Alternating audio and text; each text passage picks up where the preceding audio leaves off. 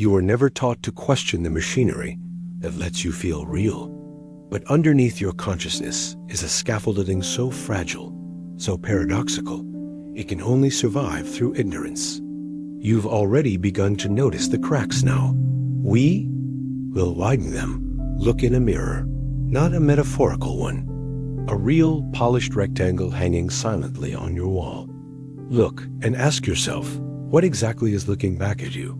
You tell yourself it's you, a self, a person, a continuity of thoughts and memories. But this assumption, so basic and unquestioned, is built on a neurological illusion. The brain doesn't perceive the world in real time. It lags. What you see, what you hear, what you feel, you experience it after it happens. Hundreds of milliseconds late, always behind, always buffering, and yet you never notice the delay. Why? Because your brain edits. It patches over the lag with predictive. Hallucinations, fabricated sensory data that you interpret as the present. When you clap your hands and hear the sound at the same time, you are not hearing in sync. You are hearing what your brain expected to hear. The perception is post-processed. What you call the now is a highly edited past dot in 2014. Neuroscientist David Eagleman demonstrated this with the flash lag illusion. A flash of light and a moving object occur simultaneously. You always perceive the moving object as ahead of the flash. Your brain rewrites time not because it wants to trick you, but because it has to. This raises a terrifying implication. Your consciousness is not only delayed, it's made of lies. Now ask yourself, if your sense of now is fabricated, is your sense of self also a forgery? Split brain patients, those whose corpus callosum has been severed, offer a disturbing answer. Each hemisphere of their brain begins to behave as if it has a separate will. One hand buttons the shirt, the other unbuttons it. One side laughs, while the other remains silent. Ask the left hemisphere to explain the actions of the right, and it invents a reason, a story. A lie. This is called confabulation, and you do this constantly. Every memory you recall is partially fabricated. Every explanation you give yourself is, at best, a plausible fiction. You are not a narrator. You are a censorship bureau, rewriting reports to maintain the illusion of order. This fiction extends beyond your internal narrative into your very sense of physical presence. Phantom limb syndrome shows us that the brain can continue to feel an arm that has been amputated, but it goes deeper. In 1998, scientists induced the rubber hand illusion, a fake hand placed in front of a subject while their real hand is hidden. Both the fake and real hands are stroked simultaneously. Within minutes, the brain begins to own the rubber hand. The subject feels the touch on plastic. The brain accepts a lie as flesh. So, what happens when you extend this illusion to your entire body? In 2007, neuroscientist Henrik Ehrson placed subjects in virtual reality and showed them the back of their own heads from a distance. When he poked them from behind, while simultaneously showing the same motion happening to the distant image, subjects reported an out-of-body experience. They relocated their sense of self to a false vantage point. Your body, your perspective. Your here-all can be manipulated. The self you believe in has no fixed address. Descartes claimed, "I think, therefore I am." But modern neuroscience shows that thought arises not from a central you, thinking deliberately, but from countless unconscious processes bubbling up like gas in a swamp. By the time you think a thought, it's already been decided. In 1983, Benjamin Levitt showed that the brain begins to prepare a movement, say, flexing your wrist nearly half a second before you consciously decide to do it. Free will, in this view, is not the engine of decision, but the PR department of inevitability. You are a press secretary for neural processes. You do not control. But if this is true, if you are not the decider, not the observer, not even present in real time, then what are you? You might try to say, I'm my memories. But memories, too, are unstable. Research shows they are rewritten each time they are recalled.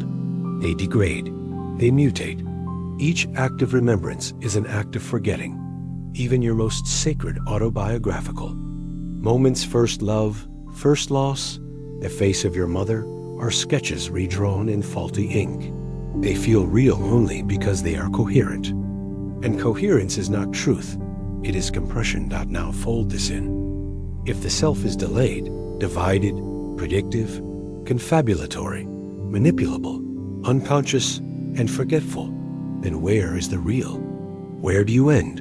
And where does the hallucination begin? If you were a machine behaving this way, misreporting time, lying about its actions, confusing reality with simulations, we would call it broken. But you call it conscious.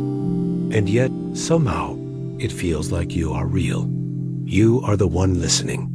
You are the one thinking. And this tension, the unbearable tension between the illusion and the sense of realness, is what keeps the hallucination alive, God. So let me ask, if yourself is just a side effect of the brain trying to explain itself, then who exactly is reading this sentence? You woke up today believing you were the same person who fell asleep last night. This belief is automatic, effortless, and wrong. You are not continuous. You are not whole. You are not even singular. You are a collection of processes, a symphony of temporary patterns played by a brain trying to keep itself alive in a world it can't fully comprehend. The illusion of personal continuity, of being one unbroken I across time, is one of the most stubborn cognitive errors known to human minds. And it is deeply baked into everything you do. Identity, memory, morality, punishment, forgiveness, love. But continuity is a story. A bad one. Start with the ship of Theseus. You've heard the thought experiment. If every plank of a ship is replaced over time, is it still the same ship? But here's the deeper cut. If each of your body's atoms is replaced roughly every 7 to 10 years, some cells far more often, and your brain is rewiring itself constantly with each experience, then in what meaningful sense are you still you? You aren't. You're the latest version of a delusion. But biology isn't the deepest rot. Let's go further. Consider the cognitive scientist Thomas Metzinger's assertion. Nobody ever was or had a self. He argues that the brain generates a phenomenal self-model, a representation of a person that feels like it's located inside the body, steering it. This model is what you experience as yourself, but it's a simulation. The self is not something your brain has, it's something your brain does.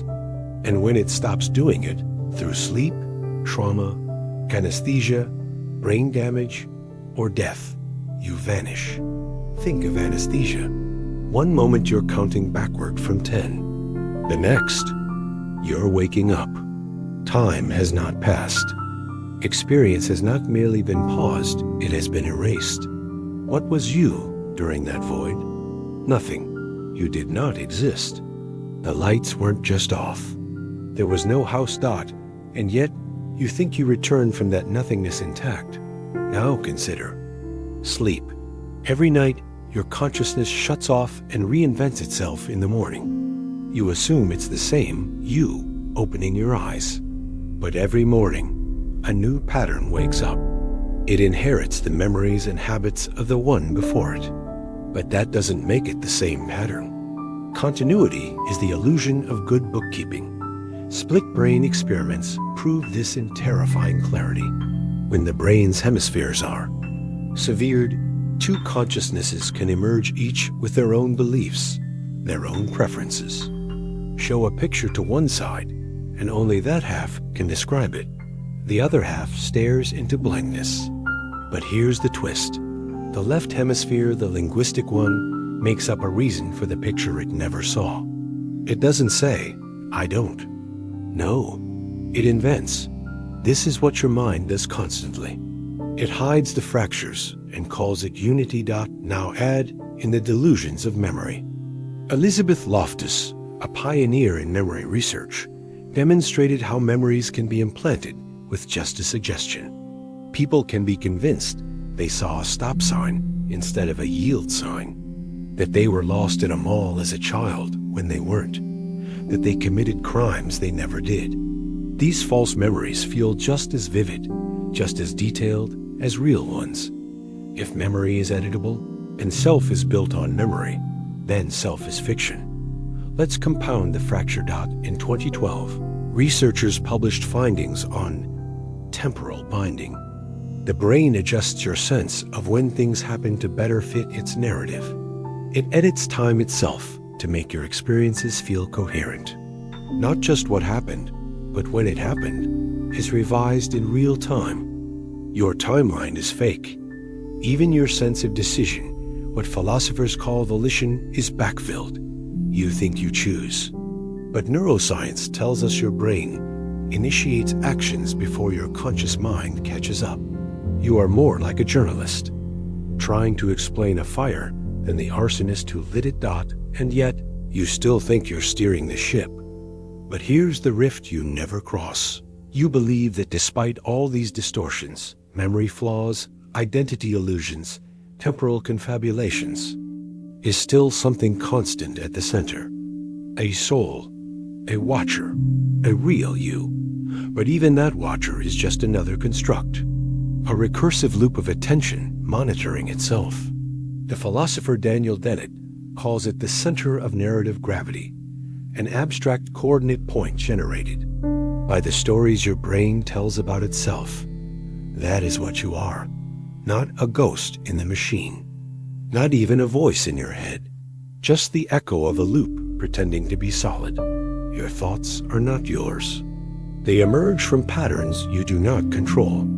Your preferences, your politics, your beliefs, these are shaped by culture, trauma, accidents of birth, algorithms. You defend them as if they define you. But you didn't choose them. They chose you.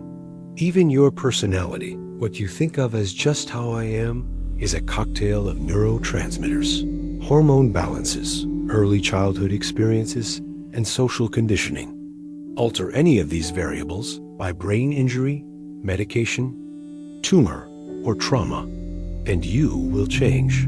If a different brain state produces a different self, then which one is real? You are a transient configuration in a dying organ, a ripple in blood and salt. And yet, the most terrifying part is this. The system works best when you don't know it's broken, when you believe the lie, when you defend. Get . So tell me, if every night you vanish and every morning a stranger wakes up wearing your memories, why are you so sure you're still alive? Let's say you're in a room alone. A book sits on the table. You look away. Do you still believe the book is there? Of course you do. You've been taught object permanence since infancy. But belief isn't the same as certainty. And physics real, repeatable, peer-reviewed quantum physics suggests that your faith in an objective, observer-independent reality is misplaced. Let's begin with a double-slit experiment. You've likely heard the bones of it. Fire a stream of particles, photons, electrons, even entire molecules, at a screen through two slits. If no one measures which slit a particle goes through, it behaves like a wave, creating an interference pattern, as if it passed through both slits at once. But as soon as you observe the path, the wave collapses. The particle behaves like a particle. It picks a slit. The interference vanishes. This isn't metaphor. It's measurement. It's real. The act of observation changes the outcome. But it gets worse.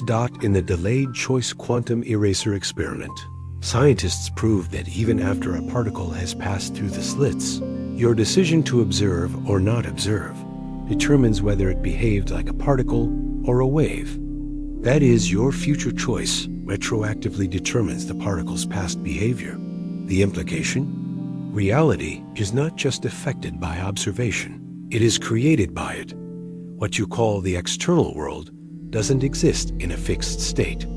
It's a shifting landscape sculpted by what you choose or are allowed to perceive. Until you look, it is probability. Possibility, not actuality. So what, then, is a tree behind your back? A desk in another room? A planet 300 million light years away? Nothing. Or everything. A blur of mathematical potential, waiting for a consciousness to collapse it into shape. The Copenhagen interpretation, championed by Niels Bohr, suggests that quantum systems do not possess definite properties prior to measurement. But the question you should be asking isn't about subatomic particles. It's about you and what you think is solid. If matter doesn't exist independently of observation, what does that say about the brain? The seat of your precious self? The neurons, the synapses, the chemicals you believe they are real because you believe. Your instruments, your perceptions, your equations are giving you truth. But they're not. They're giving you models. Useful lies. The physicist Carlo Rovelli's relational quantum mechanics takes this further. There are no absolute facts, only interactions. Reality doesn't exist out there in a state of being. It exists between observers and systems. There is no thing until something else interacts with it. And if you, the observer, are yourself a quantum system, then you too are uncertain until interacted with. Your own selfhood is conditional. Now fold that into the participatory anthropic principle, which suggests the universe must be structured in such a way that conscious observers can emerge, because without observers, there is no universe. That is, reality requires someone to witness it, and that someone is you. But if observation creates reality, and your brain yourself exists within that reality, then who's doing the observing? You stand in a hall of mirrors, each reflection, birthing the next. You observe the world, and in doing so, give it shape. The world reflects back at you, forming yourself. But both are illusions, echoes of observation with nothing behind them. Try to escape it. Define you without referring to your body, your thoughts, your experiences, your memories. Strip it all away. What's left? Nothing. Not emptiness, not peace, just the absence of self. Now let's come at this from another angle. A hollow mask illusion is a simple psychological trick. Present someone with a concave mask, one that curves inward. The brain insists it's convex, popping outward.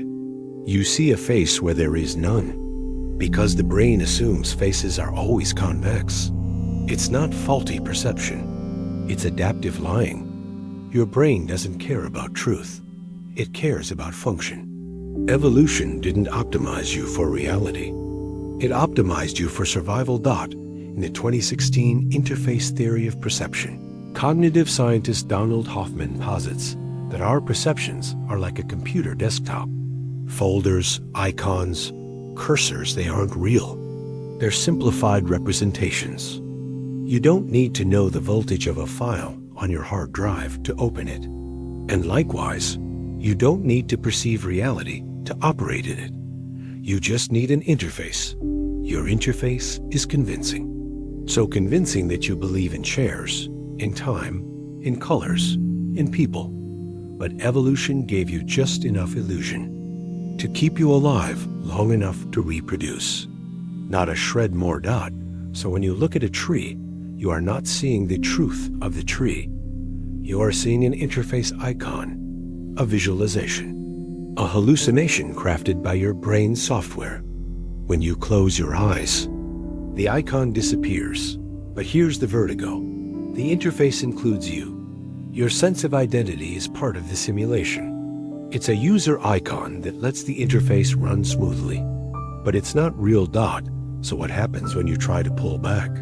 The interface when you try to peer behind the curtain? Ask the psychonauts who took high-dose psychedelics and returned babbling about fractals, sacred geometry, and the ego death. Ask the monks who spend decades meditating only to report that the self was never there to begin with.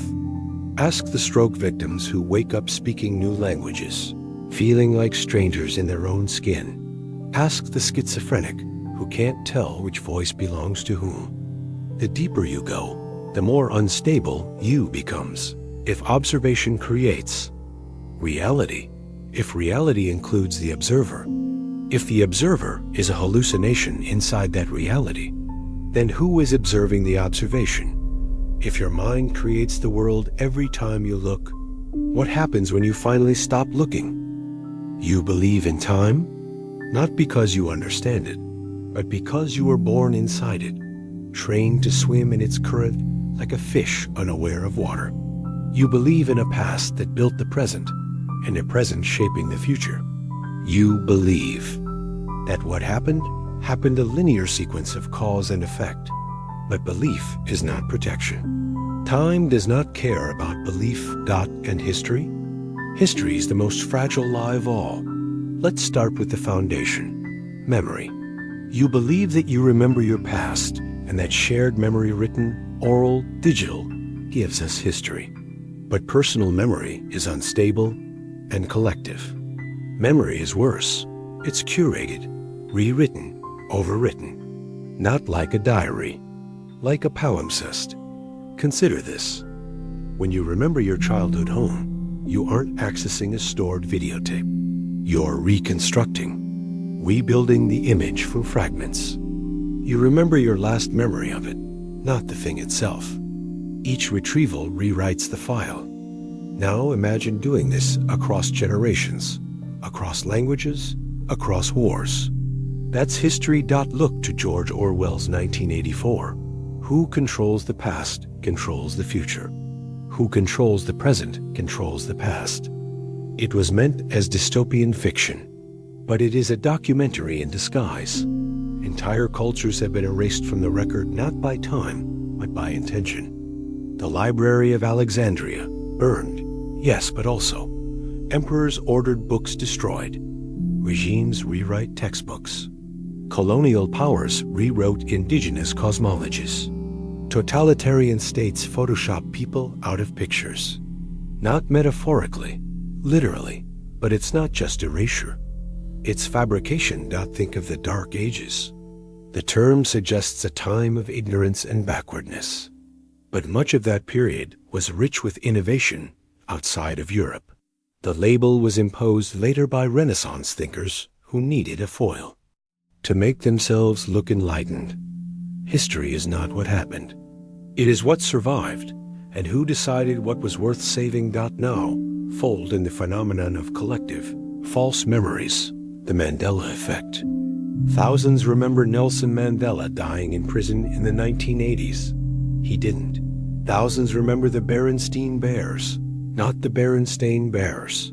They remember Luke, I am your father, not the actual line. No, I am your father. Are they wrong? Misled? Delusional?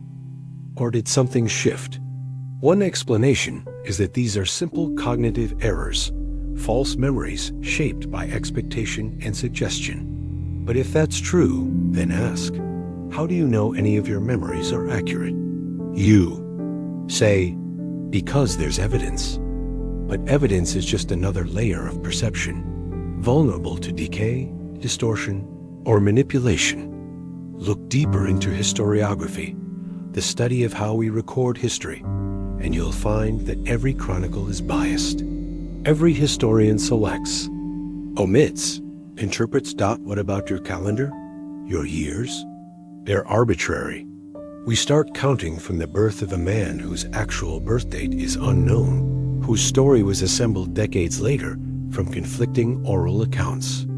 The Gregorian calendar, your normal timeline, was imposed for political and religious control.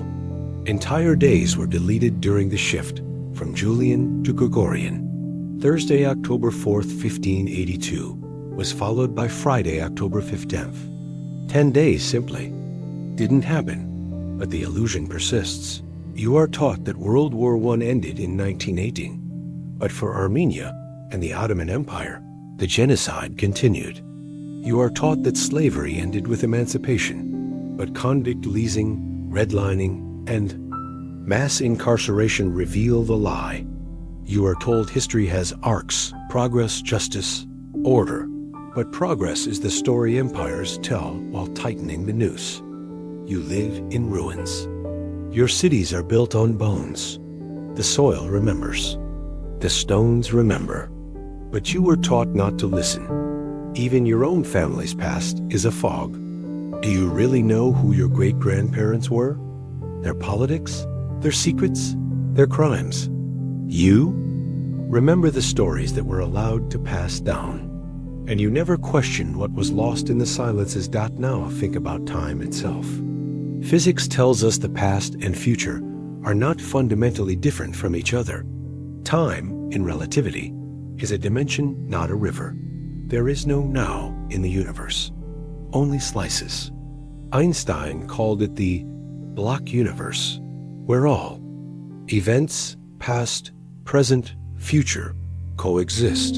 The flow of time, an illusion generated by consciousness, moving through slices of spacetime. But if the past is still there, and the future is already written, then history is not something that was. It's something that is. Right now, fixed, unchangeable, untouchable.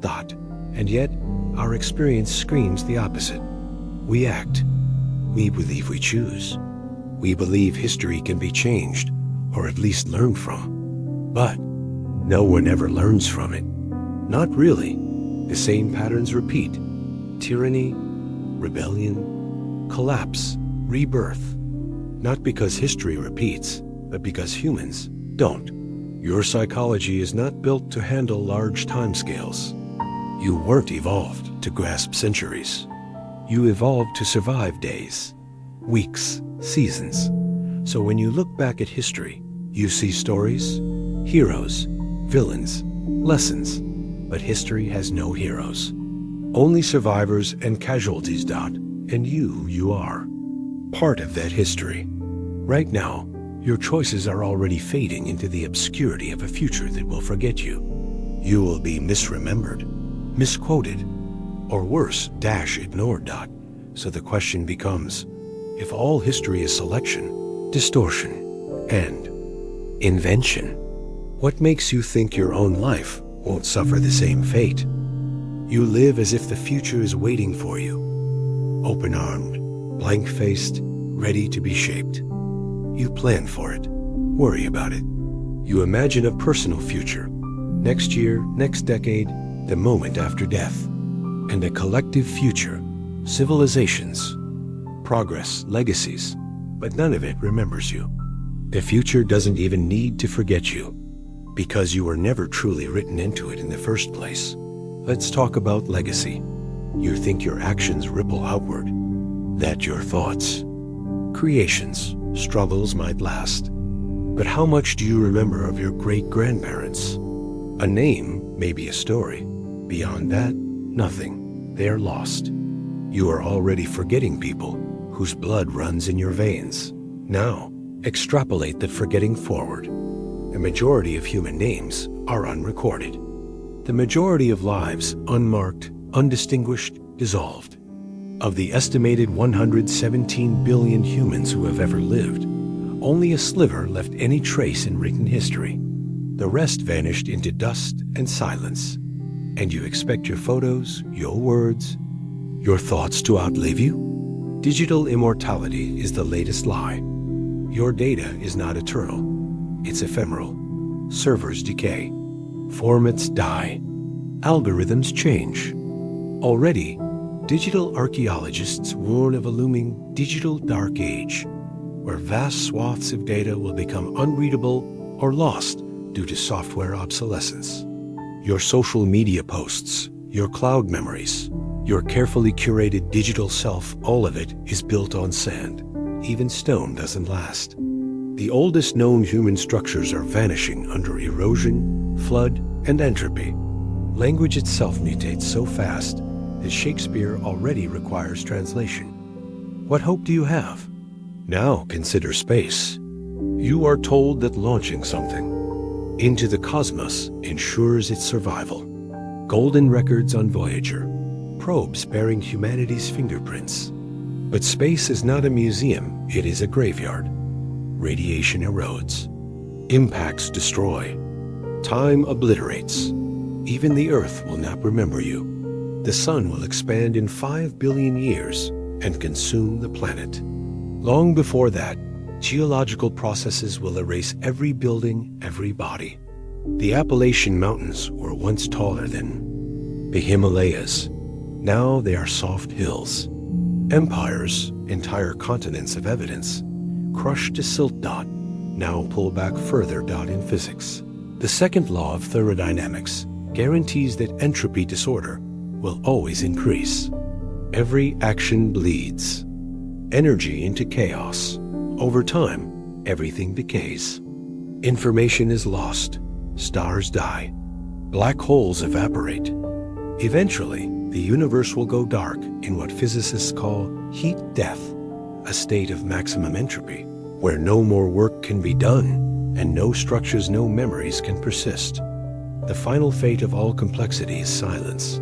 Still, you might cling to the idea that you can do something important enough to matter, that there's a kind of weight to your actions, a meaning, but meaning is not built into the universe. It is layered on by minds desperate for pattern. Consider the Fermi paradox. Given the vastness of the universe, intelligent life should be everywhere. But we see nothing, silence. Maybe intelligence inevitably destroys itself. Or maybe the universe simply doesn't care. Either way, your significance is not cosmic. It's local, temporary, disposable. You may build, but everything built is demolished. You may love, but love ends, forgotten by both the beloved and the grave. You may suffer, but even your suffering leaves no record dot, and when you die, the world won't stop. The same sun will rise. The same streetlights will flicker. People will wake up hungry, annoyed, aroused, bored. Wars will be fought without you. Technologies will emerge without your input. Entire languages may form and die without a single word of yours ever passing through a living mouth again. And even if your name does survive, it will become a symbol misunderstood, reinterpreted, repurposed. Do you think Plato, Buddha, Christ, Cleopatra, Tesla, any of them, are remembered as they were? No. They're masks, mythologies, puppets of the present. You will be no different. Time is not a road leading forward. It's a chasm you fall into. And the future, far from being a destination, is an erasure machine. It does not see you. It does not care what you did.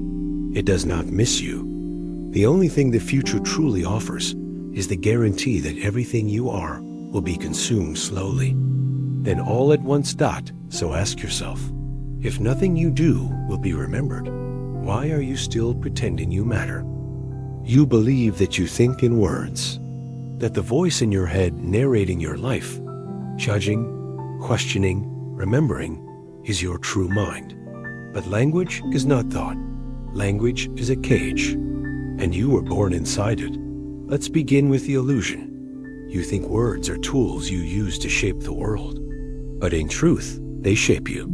The language you speak carves pathways in your brain. It defines what you can describe, what you can remember, what you can even notice. In 2007, cognitive scientist Lyra Boroditsky studied the Cook Thayor people of Australia, whose language doesn't use left or right, but absolute directions: north, south, east, west. They always know where they are literally. From the age of 5, they orient themselves with a precision most GPS systems would envy. To say hello is to say, where are you going, east or west? Their minds are wired not through inner coordinates, but the landscape. Now contrast that with your inner monologue. Aimless, recursive, obsessed with self-reference. You think that language gives you access to reality, but it gives you access only to what your language allows. you don't see the world. You see your culture's vocabulary for it, and your vocabulary is tiny. The Himba people of Namibia have multiple words for different shades of green and blue that you cannot distinguish, because they name them, and you do not. Eskimo Aleut languages allegedly have dozens of words for snow. Whether that's literal or exaggerated, the point holds.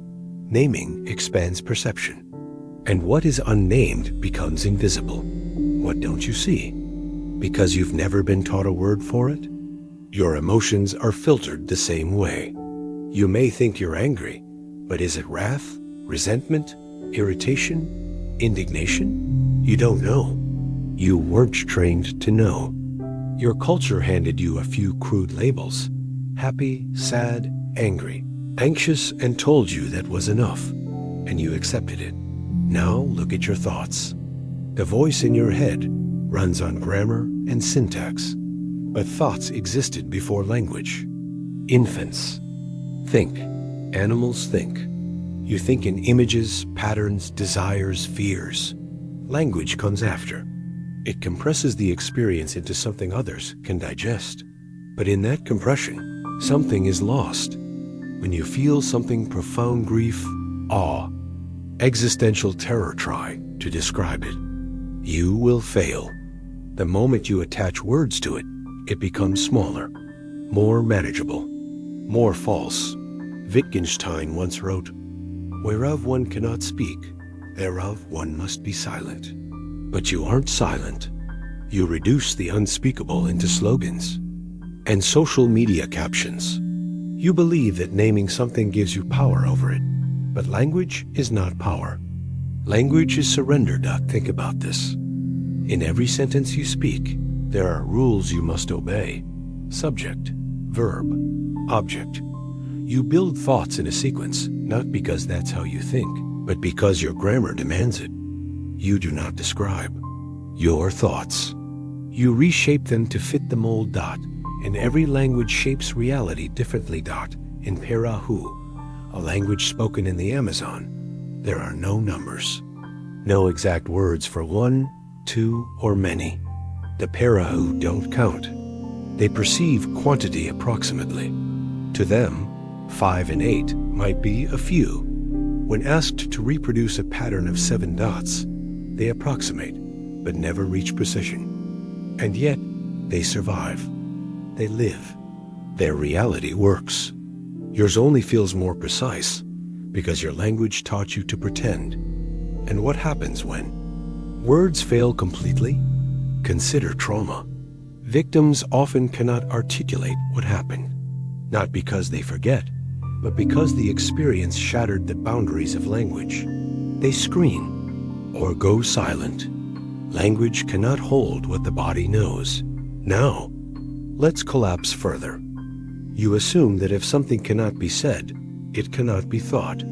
But silence is not ignorance. It is the space where meaning lives before words colonize it. The Tao. Te Ching opens with, "The Tao that can be spoken is not the eternal Tao."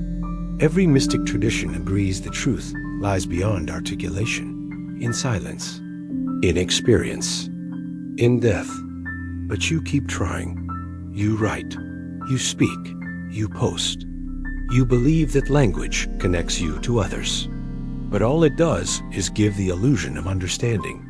You say love and mean something unique, unrepeatable. The person hearing you interprets it through their own scars, their own tongue. You are not sharing a thought. You are broadcasting noise and hoping it aligns. Language is translation, and every translation is betrayal. You believe you possess language, but language possesses you. It limits what you can feel. It defines what you are allowed to be.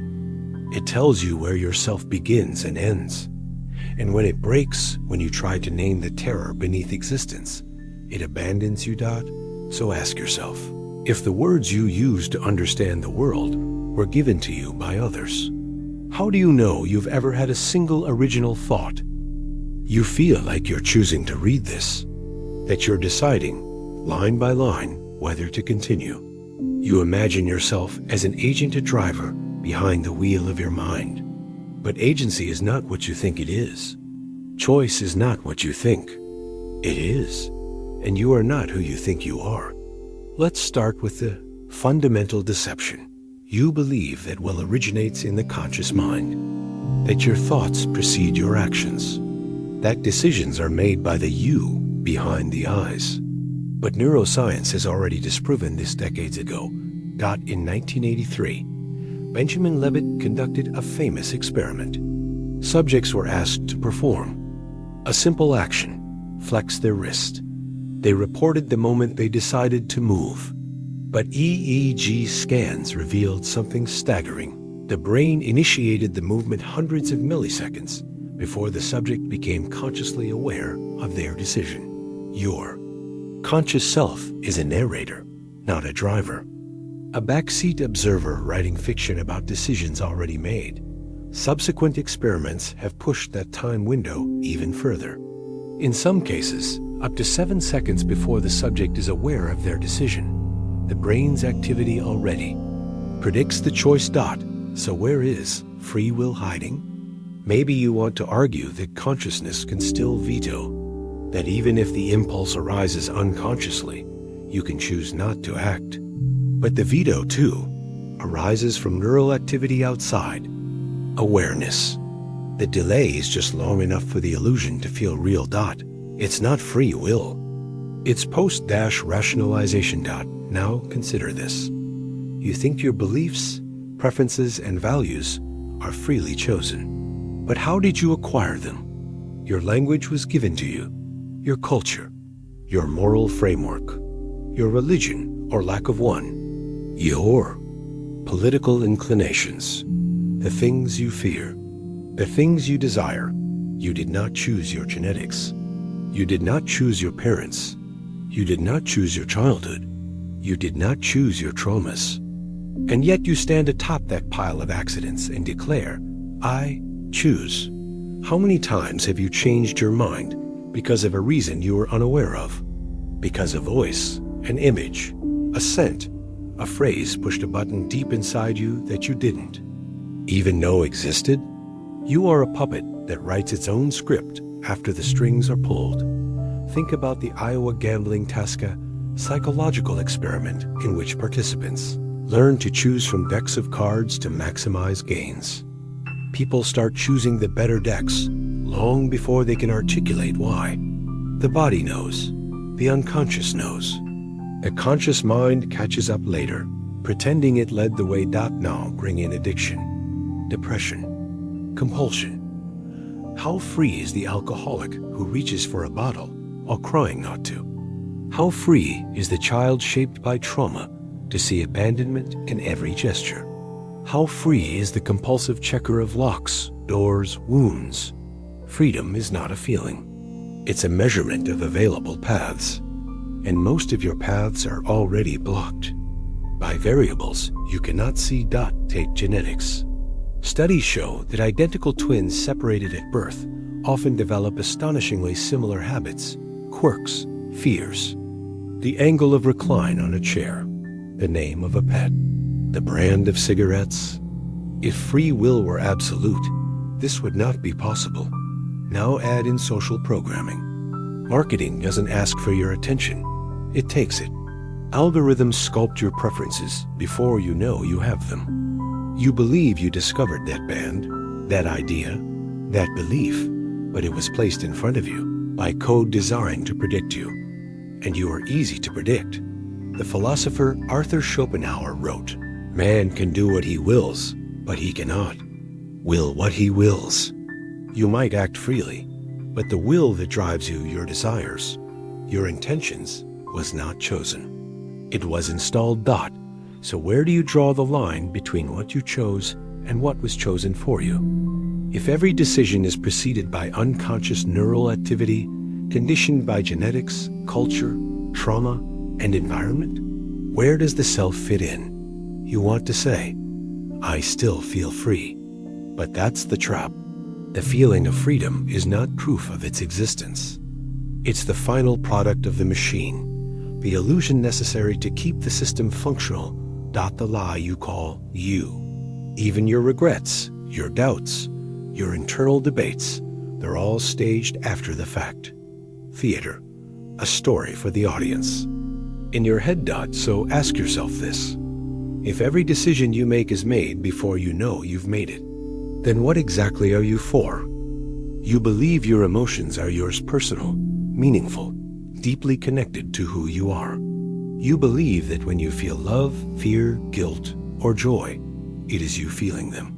That they are signals from the soul, whispers from the depth of your being. But emotions are not sacred. They are not private. They are not even trustworthy. They are tools. Crude, ancient tools evolved to keep your body alive long enough to reproduce. Nothing more. Let's begin with this.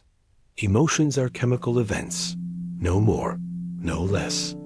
A spike in dopamine, a dip in serotonin, a flood of cortisol, a jolt of adrenaline.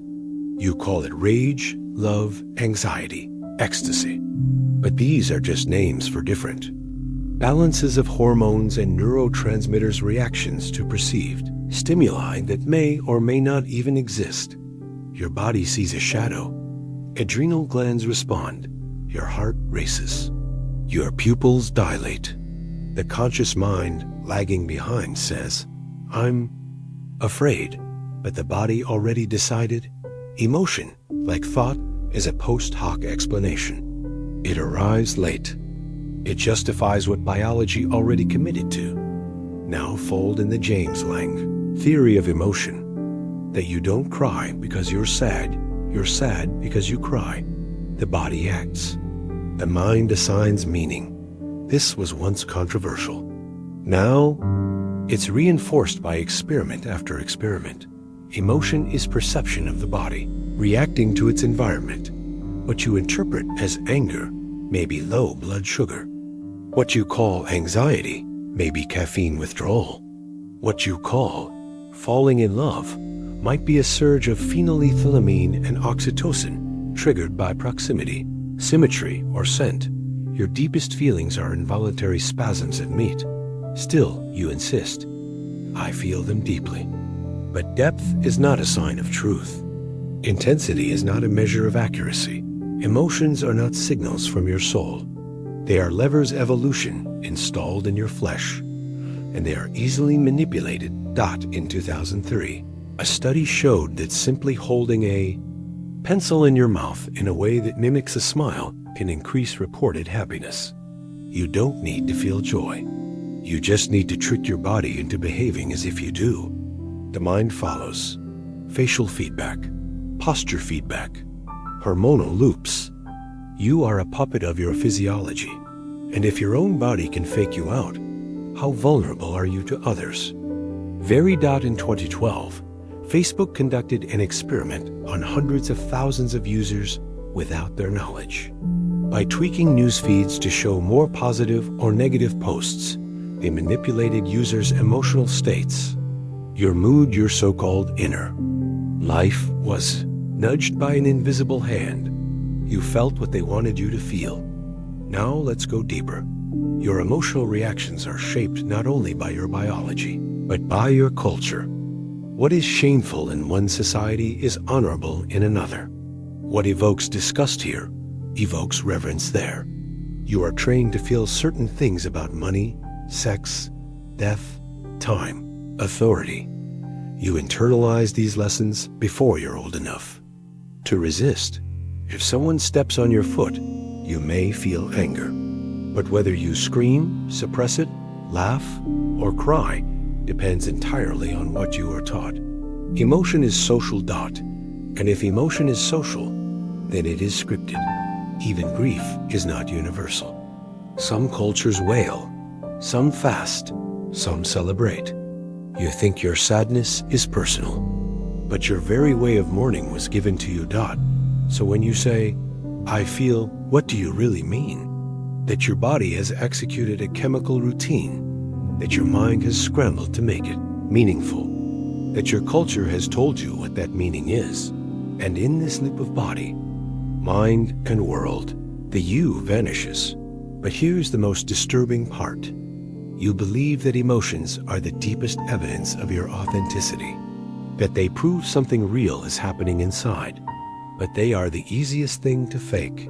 Actors can cry on command. Soldiers can suppress fear until it becomes absence.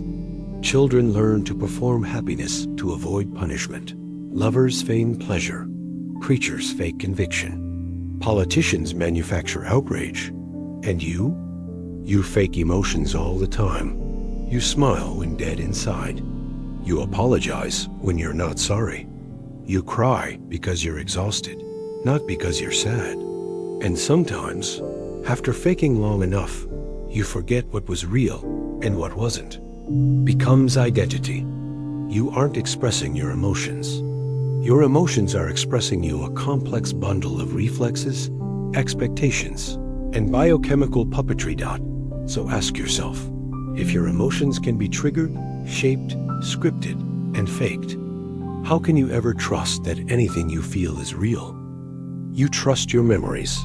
You build your identity on them. You believe they are a lived archive of everything that made you who you are. But memory is not a recording. It is a rewriting. Every time you recall a memory, you alter it. Every single time. In 1974, Elizabeth Loftus and John Palmer ran a simple experiment. They showed people footage of a car crash and then asked, how fast were the cars going when they smashed into each other? Another group was asked the same question, with the word hit instead of smashed. The result? Those who heard smashed remembered higher speeds, broken glass that wasn't there, or violence. A single word changed a memory. Your memories are not stored in glass boxes. They are living, shifting things, malleable, corruptible, unfinished. The act of remembering does not retrieve a memory. It reconstructs it from fragments, from emotion, from bias, from suggestion. Each memory is a forgery of the last forgery. Think of this. Childhood. You have images, flashes, but most of them were shaped not by experience, but by photographs, by stories told to you, by repeated narratives. You remember your third birthday, but what do you really remember? The photo of the cake, your mother's voice telling the story, your own imagination. The memory is synthetic. Now go further. People have been implanted with false memories through simple suggestion. In a study, researchers convinced participants they'd been lost in a mall as children. They hadn't. But after a few sessions, the participants vividly remembered the event with emotional details. The fear, the sound of the crowd, the store. They were found in . It was completely fabricated, but it felt real, because memory is not truth. It is coherence. Your brain doesn't store reality. It stores narratives that feel consistent with who you think you are, and it edits them constantly to protect the illusion of continuity. You forget failures that contradict your self-image. You romanticize pain to give it purpose. You invent motives for past actions to soothe guilt. And you lie to yourself repeatedly to maintain the myth of being the same person you were yesterday. You aren't. Even your most cherished memories, the ones that bring tears to your eyes, are riddled with gaps, distortions, interpolations. You may remember someone smiling, but they weren't. You may remember what they said, but not how they said it. You may swear you were there, but the calendar says otherwise. Think about eyewitness testimony, one of the most damning forms of legal evidence. It is also one of the most unreliable. Wrongful convictions based on misremembered faces. Confessions to crimes that never happened.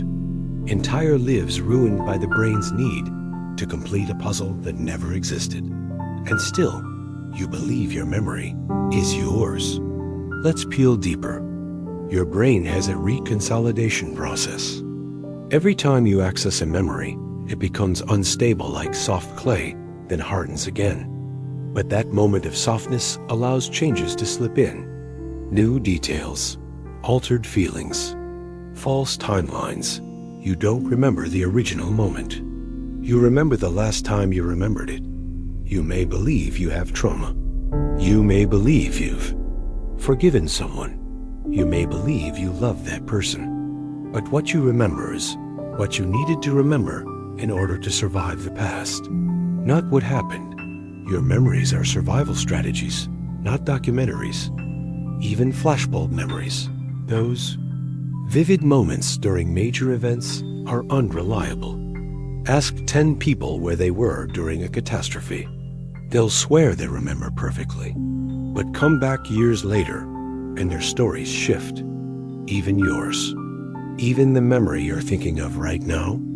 You do not store time. You only store meaning. That meaning can be infected by suggestion, by media, by trauma, by dreams, by hallucinations, by repetition. And by yourself. You sculpt your memories like a god desperate to make sense of a chaotic cosmos. You assign symbols, causes, lessons. You sanitize. You embellish. You erase. So when you say, I remember, you are not reporting. You are creating. But what happens when the creation becomes indistinguishable from the event? What happens when you trust the creation more than the truth? Ask the thousands of people who believe they were abducted by aliens. Ask the adults who remember satanic rituals that never occurred. Ask the grieving who remember final words that were never spoken. Ask yourself about that moment you think defines you. Now ask if your past can be rewritten every time you revisit it. How do you know anything about who you are? You believe you are looking at the world, that what your eyes show you is reality itself. Trees, walls, faces, sky, solid, stable, external. But you never see the world. You only see the image your brain lets you see. Vision is not direct perception. It's electrical hallucination. The photons bounce off an object, enter your eye, strike your retina. There, they are translated into neural impulses. Light becomes code.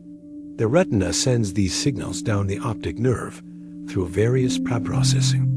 Layers in the brain: color, shape, depth, motion, before finally reaching the visual cortex. By the time you become aware of what you're seeing, it's already been filtered, distorted, compressed, interpreted. And delayed. You live about 80 milliseconds behind reality.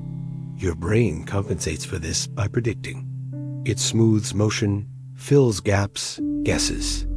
It renders a coherent world on a screen inside your head, like a projector playing a movie with no film behind it. But it gets stranger. You don't even see in real time. Your eyes jump in sharp movements called saccades several times per second. During each jump, your visual input goes dark. Your brain blocks it out. You are blind for nearly half your waking life. But your brain edits out the gaps, like a corrupt magician editing film in real time. Your brain fakes continuity. It hides the cuts. It stitches together illusion. What you see is not what's there, it's what your brain assumes should be. There. It is not sight. It is simulation. Now, consider the blind spot where your optic nerve exits the eye, leaving a hole in your vision. You are blind there, yet you never see a hole. Your brain fills it in, seamlessly. And it doesn't stop. Their. Color? A fabrication. The world contains no color-only wavelengths. Color is an internal code. Some animals see entirely different spectrums. Bees see ultraviolet. Snakes see infrared. The colors you see do not exist out there. They are part of a private theater behind your eyes. Depth? A trick. Your eyes use parallax and cues to fake it. But under the right conditions, say a VR headset or 3D photo, your brain accepts illusion as real. Even motion is suspect. Take the phi phenomenon. Flashing lights at intervals appear to move, though they are static. Your brain invents motion. Between stillness, think about that. Your brain creates a motion that isn't there, and you accept it without hesitation. Now go further. you only see a narrow band of the electromagnetic spectrum. Visible light is a tiny sliver. Most of reality is invisible to you. Radio waves, X-rays, gamma rays, all around you, passing through you undetected. Your reality is a keyhole carved for survival. What about detail? You believe you see everything in high resolution, but only a tiny area of the fovea is detailed. The rest is blurry, low-res approximation. Your brain paints in the missing detail from memory and assumption. So what are you really seeing? A delayed, partial, distorted, colorized, interpreted, predicted, hallucinated version of reality. And you call that truth. Now add dreams, hallucinations, psychedelics, damage to the visual cortex. Charles Bonnet syndrome causes the blind to see vivid scenes with no input, just the brain generating theater from nothing. So ask, if a man sees a ghost in the dark, is he hallucinating or simply misreading the simulation? What about when you're half asleep and think you see someone in your room? Your brain builds an image in shadows, a person, a threat. Your heart races, but the person was never there. The fear was. The brain responded to an imagined signal. You never saw the world. You saw what your brain told you to see. And what happens when the brain begins to break? Schizophrenia, visual agnosia, synesthesia, prosopagnosia, inability to recognize faces. These are not glitches. They are proof. Proof that your perception is fragile, modifiable, and utterly dependent on fragile brain tissue.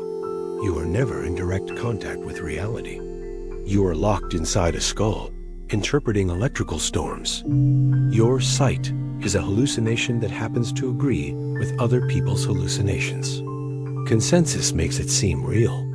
But just because two prisoners see the same shadows on the wall doesn't mean the cave is the world. So now tell me, if every second of your life has been filtered, simulated, delayed, and rewritten, have you ever truly seen anything at all? You hear a voice in your head, a running commentary, internal dialogue, the stream of thought that narrates your day, asks questions, makes judgments, plans what to say next. You believe this voice is you, but it's not. It never was. The voice is not the origin of thought. It's the echo of processes already complete, the last tremble of a bell long after the hammer struck. Consider this. Your brain has already made decisions, formed emotions, processed language, even directed your muscles before you hear anything in your mind. The voice is merely what the brain tells itself after the fact, a postscript, a caption. Try to catch it. Sit silently and wait for the next thought. Don't think, just watch, and it appears. I'm waiting. But that sentence was the thought. You are not outside it. You cannot observe the mind without being it. You are not the speaker. You are the listening. Or worse, you are the delusion that there's a you behind the voice at all. Split brain patients prove this. When the brain is surgically divided along the corpus callosum, the left and right hemispheres stop sharing information. Each side acts independently. In one experiment, a command is sent to the right hemisphere. Stand up. The patient stands. Then the left hemisphere is asked why. It didn't receive the command, so it invents a reason. I just wanted to. Stretch. The left brain must always explain. It invents causality after the fact. That's your inner voice. The liar, the interpreter, the fiction writer, even the thought, I am thinking, is recursive illusion. Who is the I that observes the thinking? Who observes the observer? Keep peeling. The deeper you go, the less you find. You assume thoughts are private, unique, yours. But your inner monologue is made of stolen language. You speak in the voice of your parents, your teachers, your media. You inherited your syntax, your vocabulary, your idioms. Your voice is a Frankenstein of borrowed voices stitched into something. That sounds familiar enough to believe, and most of it is noise. Thousands of thoughts per day, most of them repetitive, pointless, compulsive. The same fragments looped endlessly. I should have said this. What if that happens? Why did they look at me like that? Am I enough? The voice tells you what to fear, what to desire, what to regret. It runs on scripts you didn't write. What happens when the voice won't stop? Obsessive-compulsive disorder, intrusive thoughts, rumination, catastrophizing, thought loops that feel alien and violent and uncontrollable. You try to control the voice, but the voice is what tells you to control it. You try to silence it, but that intention is made of more. Thoughts dot there is no exit, only recursion. And meditation? Even that exposes the truth. When you try to observe your thoughts without judgment, you discover something terrifying. You can't stop thinking. The stream never ends. You are not the river. You are a leaf caught in its current. But even that metaphor fails. Because a leaf floats above the water. You are the water. The river is all there is dot, so what is the self? In Buddhism, there is the concept of anatta non-self. The idea that the I is a mental construct with no permanent core. A survival. Fiction. A lens with no glass. Modern neuroscience agrees. There is no central you in the brain. No seat of self. Only modular processes emotion, memory, sensation, movement bound loosely by habit and story. You are not the CEO of your mind. You are the press secretary. And when mental illness strikes dementia, schizophrenia, dissociative disorders, the voice warps. It multiplies. It vanishes. You watch in horror as the self you thought was solid begins to leak like a cracked container.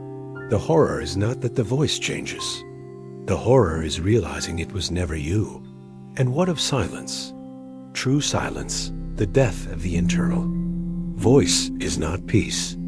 It is absence. People who've lost their inner monologue due to brain injury report something uncanny. They still function, still act, still feel. A voice was not necessary. It was never the pilot, only the static on the radio dot.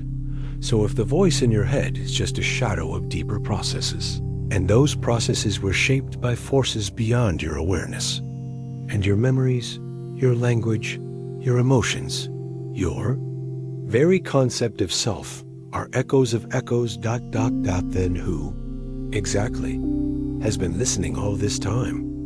You believe your memories are sacred, personal, proof of your lived experience. You imagine your memory as a library organized, chronological, faithful to reality. You tell stories from your past as if they were footage from a camera you alone possess. But that belief is a fantasy, and your memories are lying.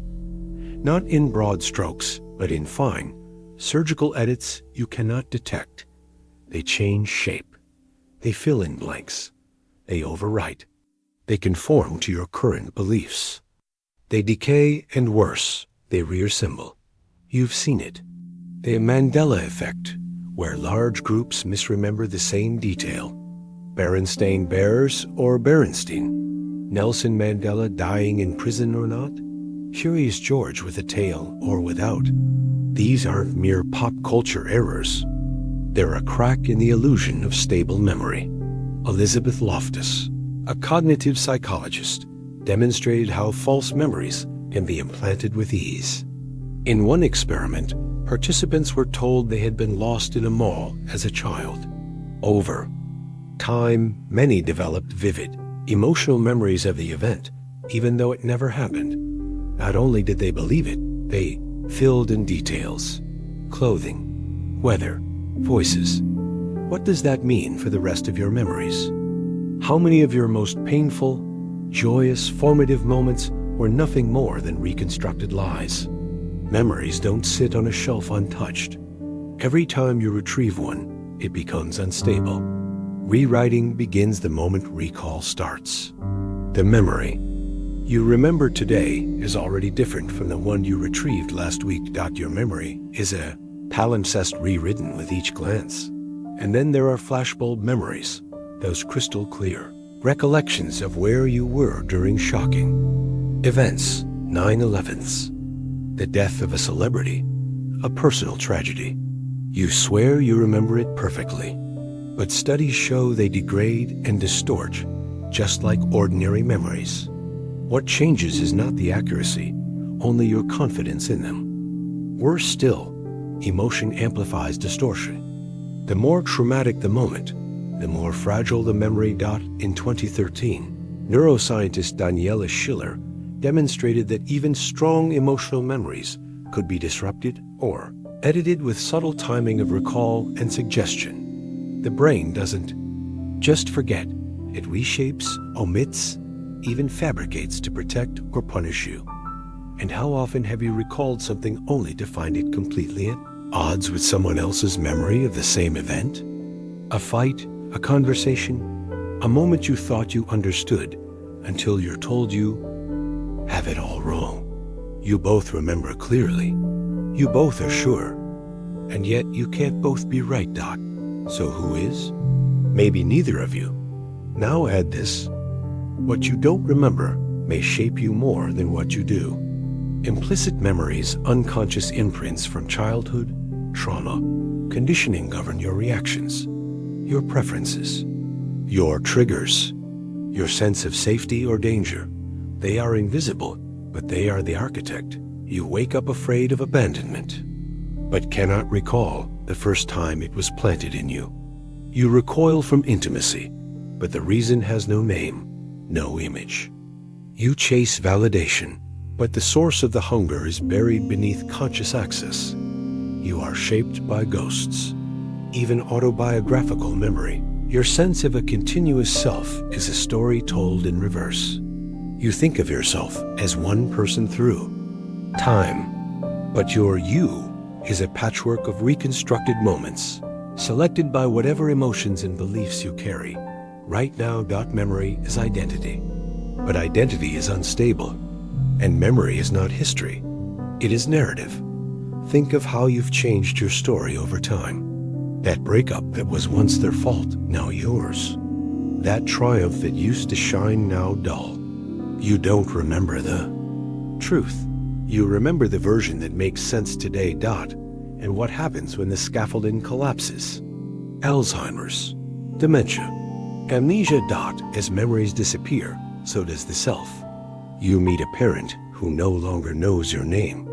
You look in the mirror and see a stranger. The body remains. The voice remains. But the person is gone.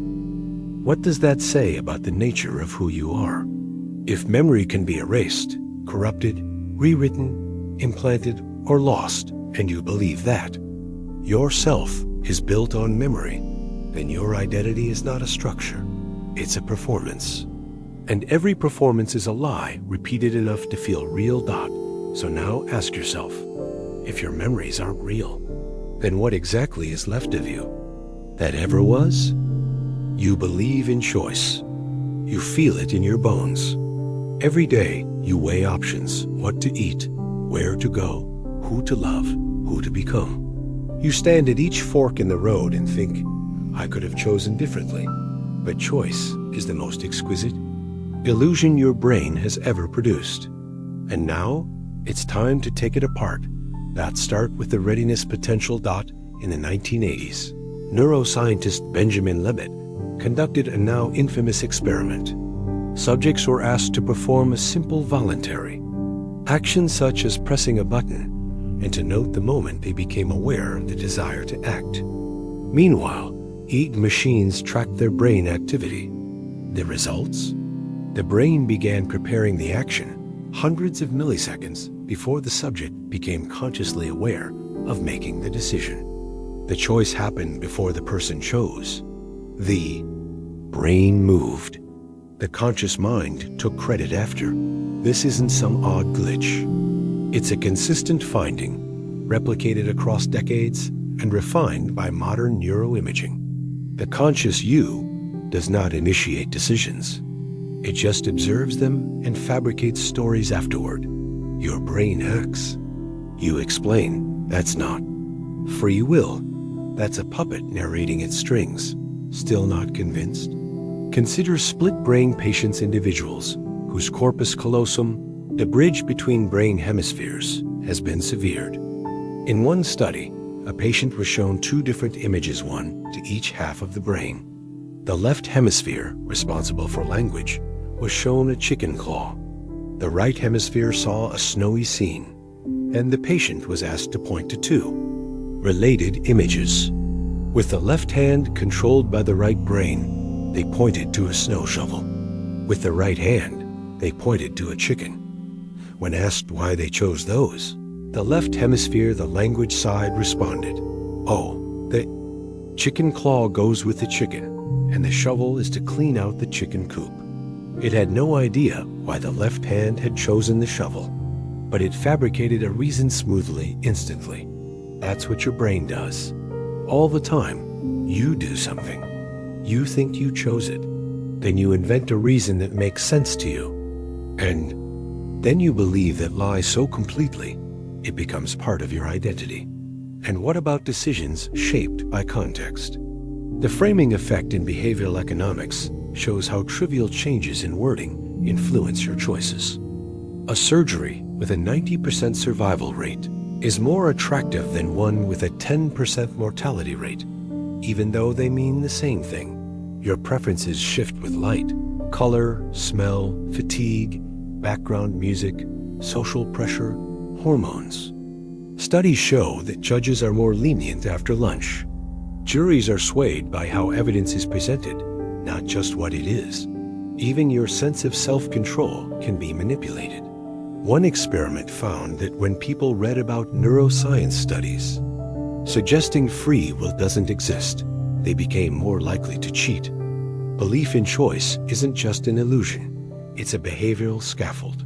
Remove the myth, and the performance collapses. Still holding on to moral agency?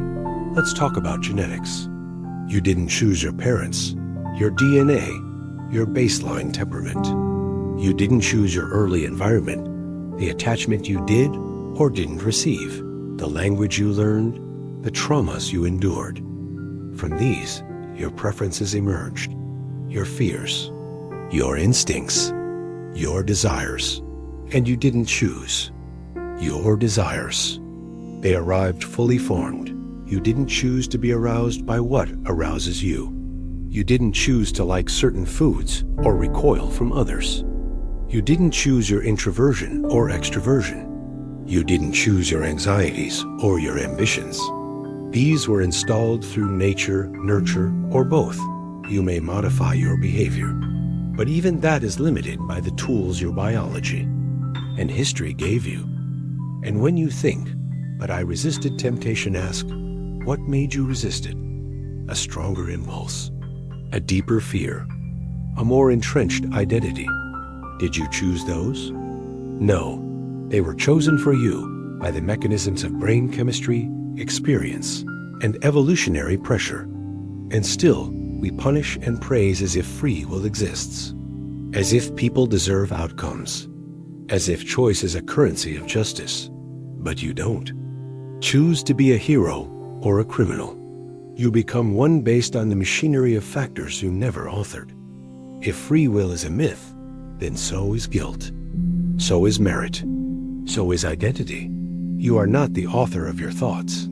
You are the character who reads them, believes them, and calls them his own not. So now, look back at every major decision you think you made. Career, marriage, betrayal, redemption, regret. And ask yourself, if I never truly chose anything at all, then what was I if not a witness pretending to steer the ship? You speak to yourself when no one's listening. You narrate your actions, reflect on your day, judge your choices, punish your regrets. And all the while, you assume the voice inside is you.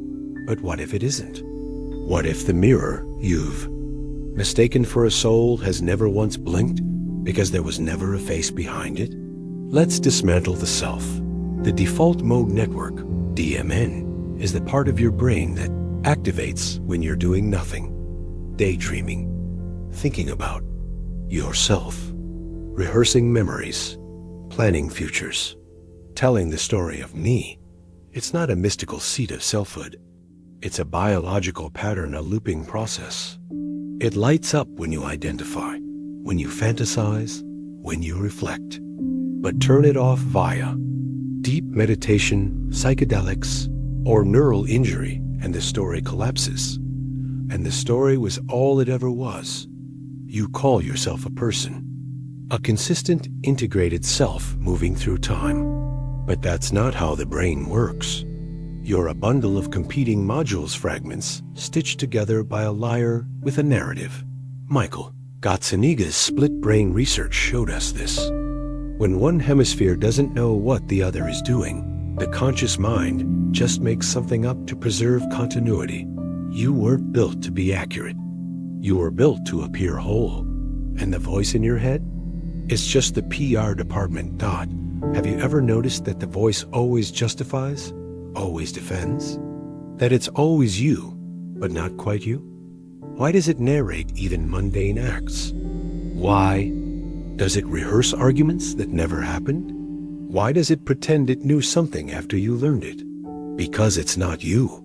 It's the interpreter, a late-to-the-party analyst that cobbles together sense from chaos, a confabulator that takes post hoc guesses and sells them as prophecy. There is no central I, just a committee pretending to be a monarch. You experience unity because your sensory system collapses disparate signals into a single illusion. The world hits your eyes, ears, skin, and milliseconds later, your brain retroactively syncs them into a false simultaneity.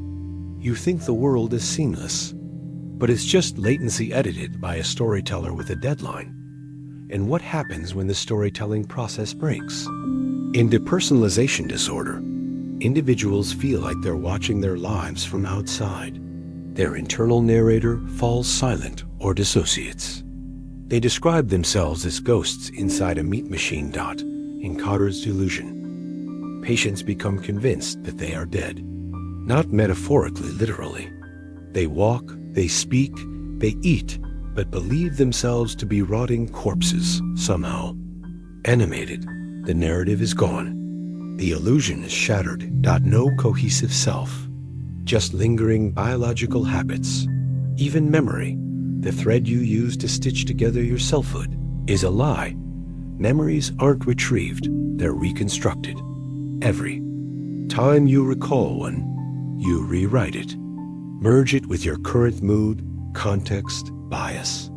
And then store the updated version. What you call your past is a forgery repeatedly forged. And still, you swear it's who you are. But how can you be the sum of your memories when every one of them has been tainted by recall? Who are you? When? Your autobiography was ghostwritten by chemical mood swings and convenience? The Buddhists have said it for centuries. There is no fixed self.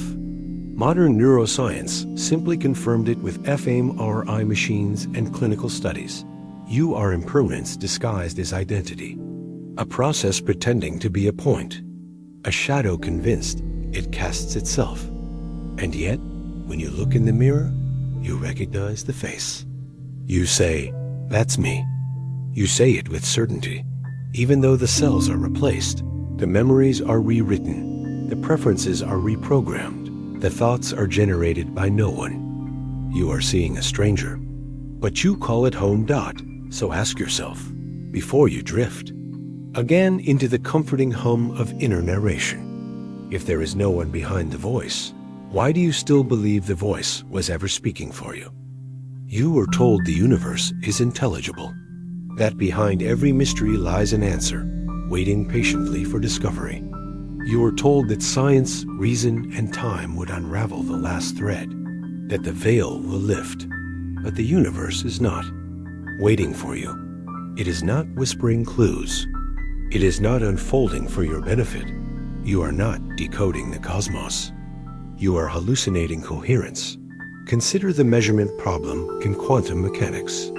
A Particle exists in a state of probabilistic superposition, every possible position and state until measured. The moment it's observed, the wave function collapses into one specific outcome. But why? Why does observation force a particle to pick a side? Is it consciousness? Is it entanglement? Is it some hidden variable we haven't found? No one knows. And more disturbingly, we don't even know if we're asking the right questions. The Copenhagen interpretation tells you not to ask what's really happening before measurement. It says that question is meaningless. The universe doesn't have a definite state. Not until you poke a dot. So what is it then? It is probability pretending to be form dot, and yet every object you see, every chair, every planet, every body, is made from particles that refuse to have a location until you look. You live inside a house built from things that do not exist until measured dot. And then there's the horizon problem. Why the cosmic microwave background radiation, spread across vast regions of space that should never have interacted, is identical in temperature. No known force could have smoothed it out. No communication could have occurred fast enough. And so we invent inflation, an unobservable, ultra-fast expansion in the first sliver of time after the Big Bang, because we need it to be smooth, because it feels wrong otherwise. We invent solutions to maintain a sense of understanding, but the fabric keeps tearing. Even space itself isn't solid. It's not a grid. It's not a void. It's a dynamic geometry stretching, curving, warping under the influence of mass and energy. And still, we call it space, as if it's a thing, as if naming it gives us dominion. But try this. Imagine nothing, not blackness, not emptiness, not vacuum, nothing. You can't. Your mind was never built to grasp absence, just like it cannot grasp infinity, or eternity, or nothingness, or time without sequence. So instead, we build approximations, stories, equations, frameworks, and then we forget they were approximations. Even the mathematics we use to describe reality are human inventions. They're models, not mirrors. And what happens when the models work, but we have no idea why? Quantum electrodynamics predicts the magnetic moment of the electron to an accuracy of over 10 decimal places. It matches experiment perfectly. But no one can explain why it works so well. Richard Feynman called it the most accurate theory ever, and also the ugliest. We're playing a piano we didn't build, performing sheet music we didn't write, in a language we do not understand, but we think we're composers. And even worse, some of the universe might be unexplainable by design. Gigel's incompleteness. Theorems shattered the dream of a complete, consistent mathematical system. They prove that in any sufficiently complex logical framework, there are true statements that can never be proven within that system. And what if the universe is such a system? What if there are truths we can never prove, not because we lack technology or cleverness, but because they are provably unprovable? Then we are rats in a maze of unsolvable paradoxes, celebrating each wall as if it's a doorway. Still feel like we're on the verge of a theory of everything? We can't unify gravity and quantum mechanics. Every attempt breaks the other's rules. String theory, loop quantum gravity, emergent spacetime, each more speculative than the last, each unfalsifiable, each increasingly desperate. And the longer we look, the more we realize the universe does not owe us legibility. We evolved to survive on a savanna, not to unravel the structure of reality. Our intuitions are the product of meat surviving, not minds. Understanding. We're ants trying to describe the internet. So ask yourself, if the universe is not designed to be understood, what does that say about the one trying to understand it? You say time moves forward. You speak of it as a river, flowing endlessly from past to future. You imagine yourself carried within it, a passenger on a linear journey. But that is not what time is. That is what you are. Time does not flow. It does not pass. It does not move. You do. Your neurons fire. Your memories encode. Your thoughts unfold in sequence. And so you project that rhythm outward, painting a clock onto the void. But clocks don't measure time. They measure change. In 1905, Einstein shattered your river.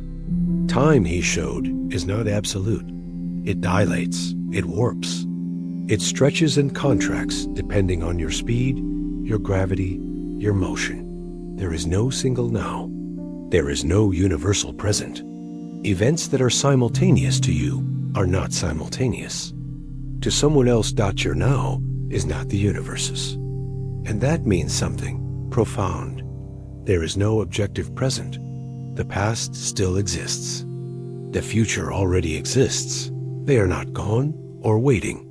They are just elsewhere in the block. The block universe model of spacetime describes reality not as a river, but as a landscape. All moments past, present, and future exist simultaneously, fixed like the frames of a film reel. Time is just another dimension. Like space. You are not moving through it. You are smeared across it. Everything you have ever been and will ever be is already etched into the four-dimensional structure of reality. The baby, the corpse, the breath before your first lie, the last thought before you disappear. You are not becoming. You are already complete, and your consciousness, the feeling of flow, of becoming, is simply the mind's traversal across its own neural script, a spotlight drifting across a frozen mosaic. You do not pass through time. The illusion of motion is a replay of frames in your skull. Julian Barber, a physicist who denies the existence of time entirely, calls these frozen instants nows. He argues that change is just a perceptual trick, a comparison of static configurations. There is no time, only a succession of different nows perceived by systems embedded within them. Your memory is not proof of the past. It is a structure that exists now. And if all moments are equally real, if there is no privileged present, then what does it mean to love? You do not live. You are located, pinned to a point in the eternal block. The ancient Stoics whispered, a darker version of this, eternal recurrence. The idea that time is a loop, that the universe replays itself identically, forever. You have done this before. You will do it again. You are forever stitched into this role. This body, this mistake, Nietzsche turned it into a curse. If this moment had to recur eternally, would you love it? Or would it crush you? But recurrence or not, permanence remains. Every shame you've buried, every pain you've outgrown, every lie you've forgotten, they still exist. They always will. You can't escape them. You can only be blind to them. And yet you cling to moving on. As if time were mercy, you think healing is forward motion. But healing is just another static point, another frozen now that your illusion machine chooses to highlight. You never left your trauma. You never arrived at peace. You are both, always. And when you die, your body will decay, but your this moment remains, forever encoded in spacetime, unreachable, immutable, preserved like a tomb inside a frozen film. You don't move through time. You are a scar across its face. So ask yourself, if the future already exists and the past never left, then who or what is pretending to choose? You trust your reflection. You trust the face staring back as if it confirms something about your existence. Proof of continuity. Proof that the you inside matches the you outside. But mirrors do not reflect truth. They reflect interpretation. Stare into one long enough, and your mind will begin to fracture. This is not metaphor. This is documented. The Troxler effect reveals how your brain edits visual information in real time. Fix your gaze on a single point, such as your eyes in the mirror, and peripheral details begin to fade, morph, vanish. Your face distorts. Holes open in your cheeks. Your features melt. You watch yourself disintegrate, and yet you remain seated, breathing, blinking. This isn't failure. It's efficiency. Your brain isn't designed to perceive truth. It's designed to survive. So it deletes, compresses, guesses. It rewrites the world with a shaky hand, and then convinces you the sketch is real, and the mirror becomes a weapon. Try the strange face illusion, discovered by Giovanni Caputo. Stare into a mirror under low light for 10 minutes, and your reflection will begin to shift into monstrous, unfamiliar faces. Your mind may hallucinate strangers, demons, or even dead relatives. The face you think is yours will revolt against your identity. Why? Because your self-image is a fragile hallucination, constantly stitched together by inference, memory, emotion, and expectation. And when the inputs are altered, just a flicker in light, just a stretch of time, your reflection reveals how quickly the seams come apart. But even in daylight, even when stable, the face you see is not your own. It is reversed. Your right eye appears as your left. Your subtle expressions, your asymmetries, are flipped. What you see is not what others see. You have never seen your own face, only an edited, distorted replica.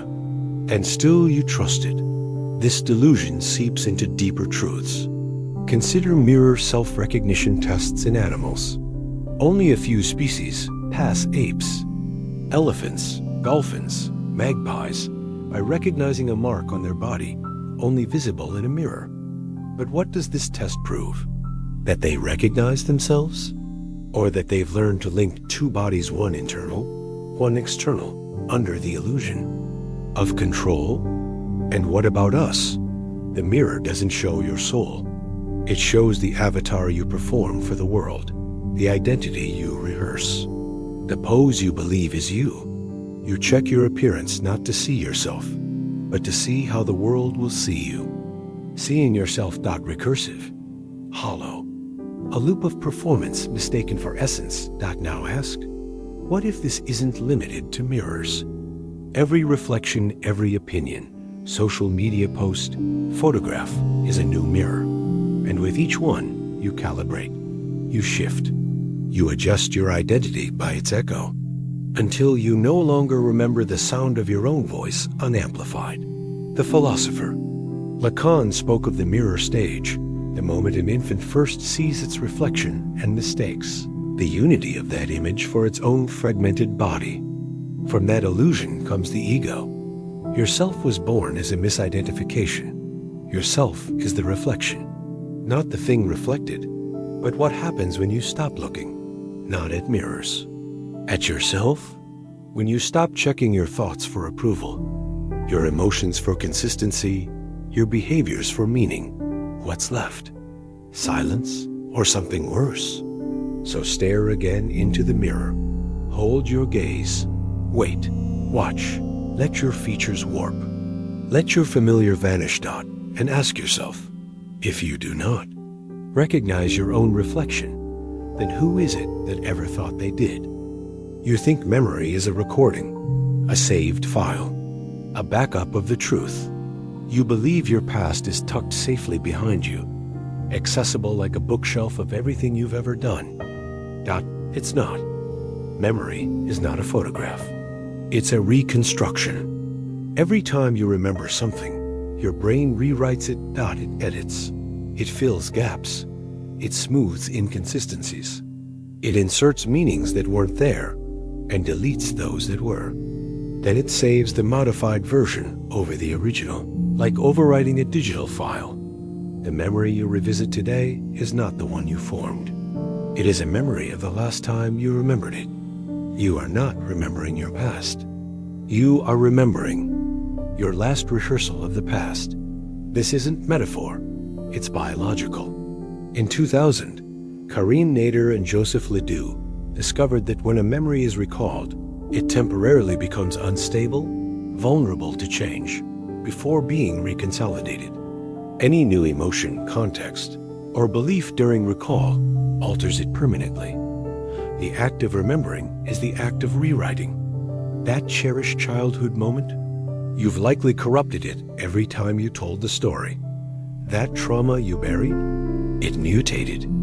The instant you pulled it back out, that person you think you used to be, you fabricated them by reconstructing their story with your present mood. Now ask, if every memory is unstable, who are you? You are built out of stories told by a mind that lies.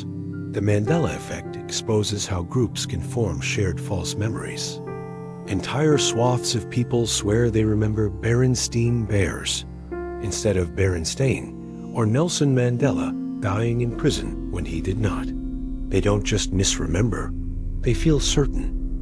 But if certainty can be false, then what is left? You assume your certainty is evidence. But certainty is an emotion, not a fact.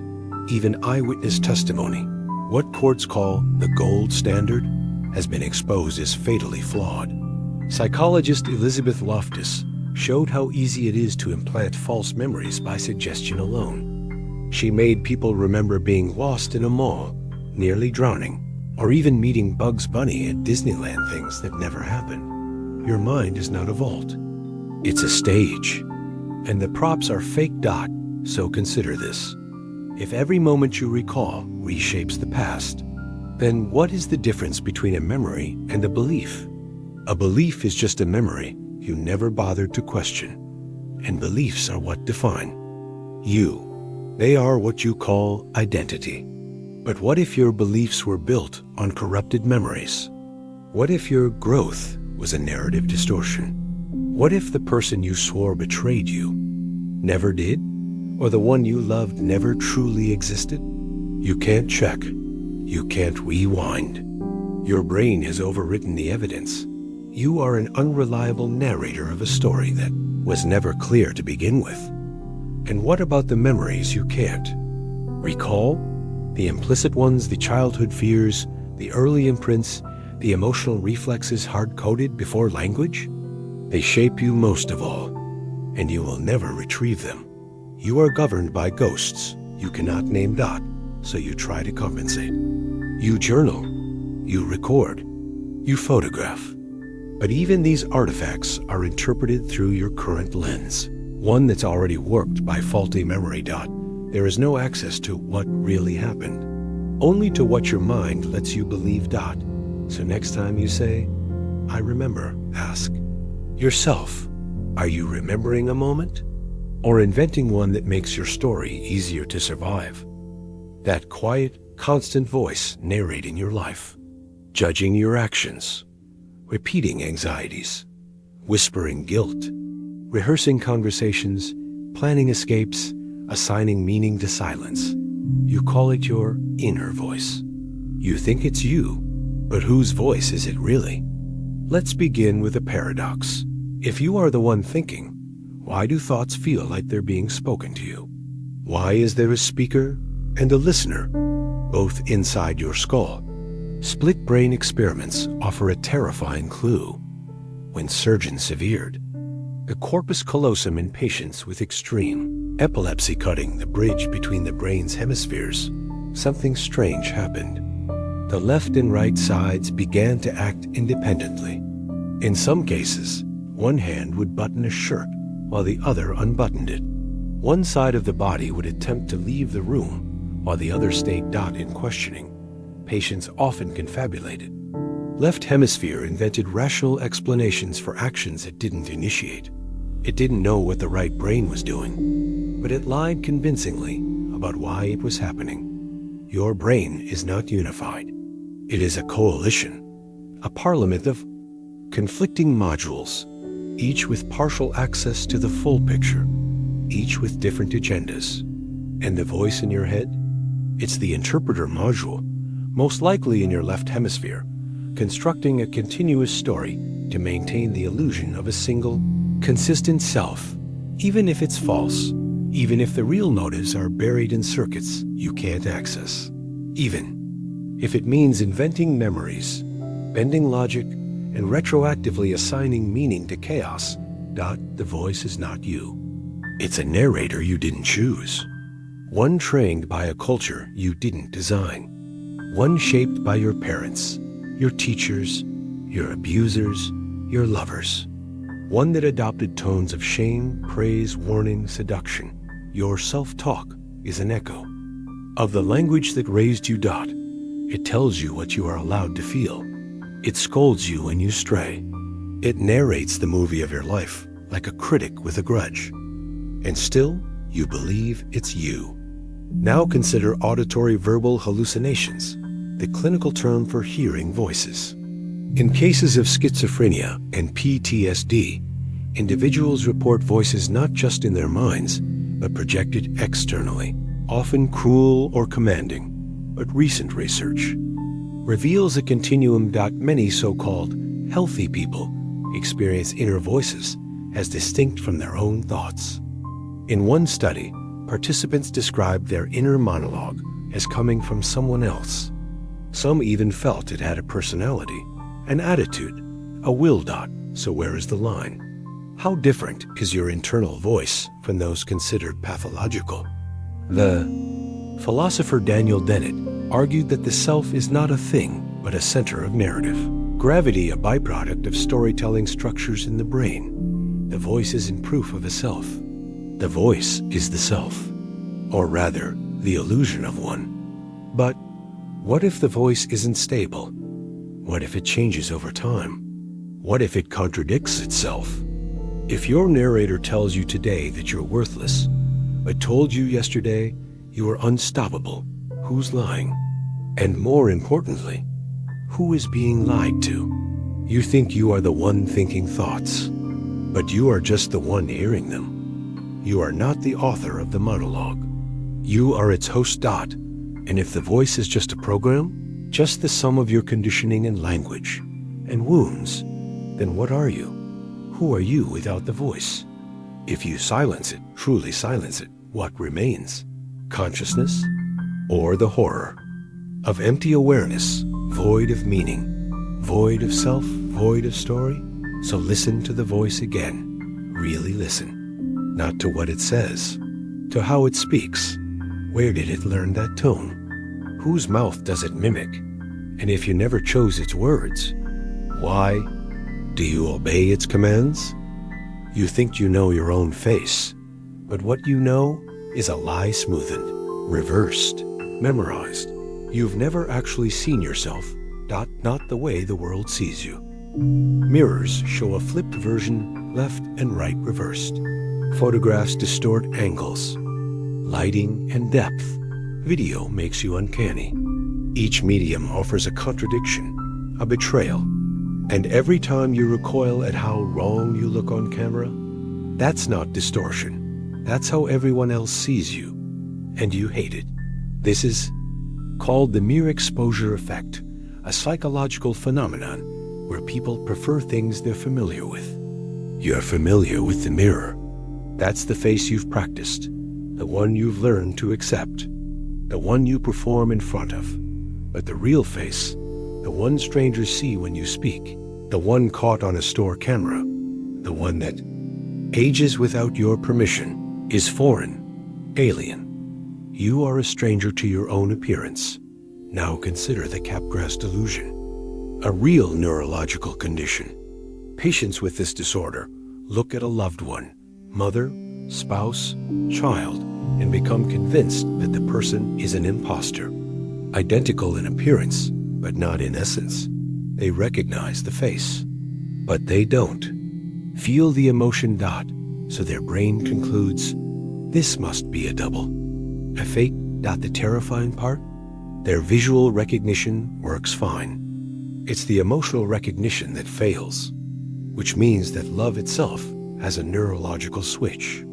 Turn off the right connection, and your spouse becomes a stranger. Apply that inward. What if one day you looked in the mirror, and your brain didn't feel what it was supposed to? What if you looked at your own eyes and sensed, that's not me? Would you believe the mirror or the void inside? This isn't hypothetical. A condition called mirror self-misidentification causes patients to deny that the reflection in the mirror is their own. Sometimes they speak to it. Sometimes they're afraid of it. Sometimes they pity it. They are not psychotic. They are neurologically altered. They have lost the fragile illusion of identity, continuity. You could you are only one brain lesion, one traumatic break, one wrong pharmaceutical away from losing the sense that you are you. And here's a deeper problem. Even when your brain functions normally, your self-perception is corrupted. You look in the mirror and don't see what others see. Body dysmorphia is just the extreme end of a universal distortion. You scan for flaws. You emphasize weaknesses. You edit in real time. You pose your face, your mouth, your angle not for accuracy, but for survival. The image in the mirror is not your reflection. It is your performance. A psychological experiment in 1977 asked participants to identify themselves in a distorted image gradually corrected toward accuracy. Almost none of them stopped at the real image. They selected a more attractive version, believing that was the true one. You have trained yourself to prefer your fiction. The longer you look, the more you curate. The more you curate, the more distance grows between your actual self and your idealized one. And then the real horror begins. What if you aren't just lying to others with your appearance? What if you are lying to yourself, not just about how you look, but who you are? If the face is false, how far does the falsehood go? You think your reflection is a confirmation, but it is a canvas, and your mind paints lies upon it. You see who you want to be, or who you hate, but never who you truly are. So stare into the glass. Keep staring. Ask yourself, who is staring back, and why won't they blink first? You live inside a story, beginning, middle, end. A continuous forward-flowing narrative where moments line up like dominoes and time marches cleanly, rationally from yesterday into tomorrow. That is the lie. There is no arrow, no continuity. Number, singular, coherent past. Your memories are not timestamps on a timeline. They are fragments, reconstructions, shadows in a room whose light changes every time you look. Let's start with Loftus's experiments in the 1970s. Researchers implanted false memories into participants by suggesting events that never occurred. After repeated questioning, participants vividly remembered being lost in a mall as a child, seeing broken glass after an accident, or meeting Bugs Bunny at Disneyland. An impossibility. He's not a Disney character. The brain doesn't record. It edits. Every time you remember something, you don't retrieve a static file. You recreate the memory from traces. And when you put it back, you overwrite it. Your brain is a corrupted hard drive that thinks it's an archive, and that would be fine if memory didn't define identity, but it does. So your beliefs, your trauma, your love, your guilt are built on foundations that shift every time you look back. And sometimes the edits are so severe, the past collapses entirely. Dissociative amnesia, childhood trauma blackouts, recovered memories that never occurred. Time in the mind does not behave like time on a clock. Even perception of the present is suspect. Ever had time slow down during a car crash? Or speed up during a day of distraction? That's not psychological. Illusion. That's neurology breaking the rules. The brain's internal clock, linked to the basal ganglia, and cerebellum changes pace depending on emotion, metabolism, novelty, and focus, meaning the passage of time is not real. It is felt, not measured. Now recall the chronostasis phenomenon. You look at a clock. The second hand seems to freeze for a split second. You think it's a glitch in the clock. It's a glitch in you. Your brain, expecting continuity, fills in the gap between eye movements. It inserts fake time to preserve the illusion of flow. Even in the moment, Time lies, and this lie grows deeper when we reach trauma. For the traumatized, time shatters. Memories become non-linear flashes, fragments. Frozen loops, days stretch, years vanish. Some moments never fade, others never existed. The trauma survivor is unstuck in time, not in a poetic sense, but in the deepest neurological sense. They do not remember. They relive. You think your past is behind you, but your body disagrees. Your nervous system responds to threats that are no longer there, because to it, they are still there. The past is not over. It never was. Einstein once wrote, "The distinction between past, present, and future is only a stubbornly persistent illusion." Physics agrees. Time, in relativity, is not a flow. It is a dimension, a static axis like space. The future is already written. The past is not gone. Everything that will happen has, from another perspective, already happened. Your now is just a slice dot. So if the timeline is static and your perception of time is false, and your memories are rewritten at every glance, then where are you? Not. When? Where? If your location in time is subjective and shifting, if the self is a collage of decayed recordings, if the moment you call now is both an illusion and a trap, what part of you has ever truly moved forward?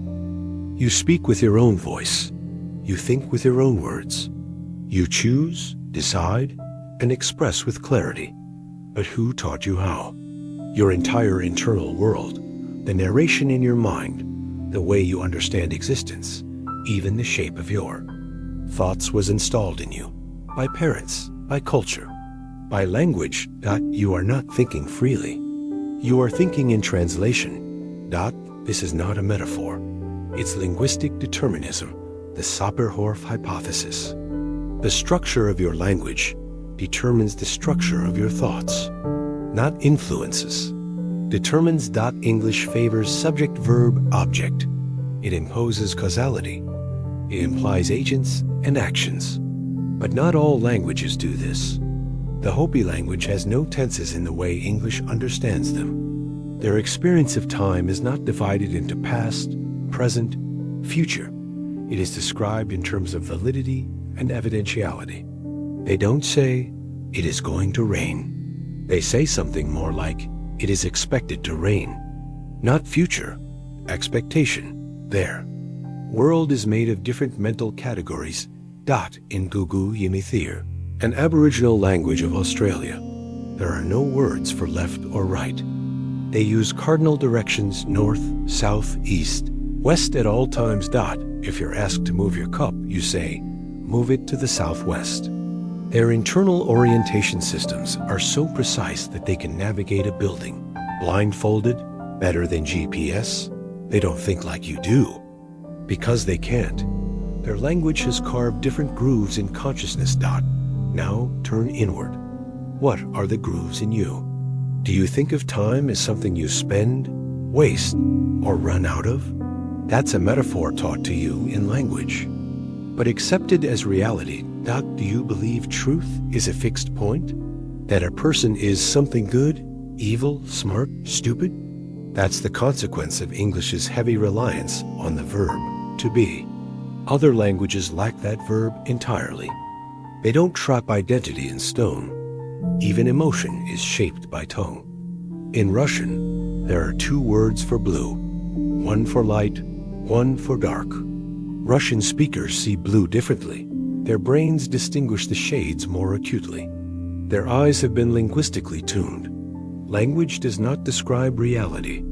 Language constructs reality, and you are its prisoner. Let's deepen the cut. You think with words, yes? You narrate your day, your desires, your fears.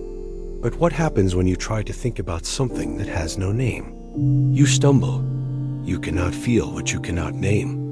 This is alexithymia, condition where people cannot describe their emotions. But more than that, they often cannot experience them fully, because the brain's ability to feel is tied to the ability to label. If you lack the words for sorrow, joy, rage, guilt, you may fail to know when they're inside you. Your vocabulary does not just express your mind, it limits it. The ancient Greeks had multiple words for love: eros for passion, storge for familial affection, agape for divine or unconditional love. You have one word: love, and it must carry every shade, every variant, every contradiction. No wonder you're confused. You were taught to feel with blunt tools. And here's the final twist. When you speak to yourself, when that internal monologue unfolds, you believe it's you thinking, but it's just your language, repeating itself. You inherited it, you absorbed it, and now it echoes inside you as if it were your own dot.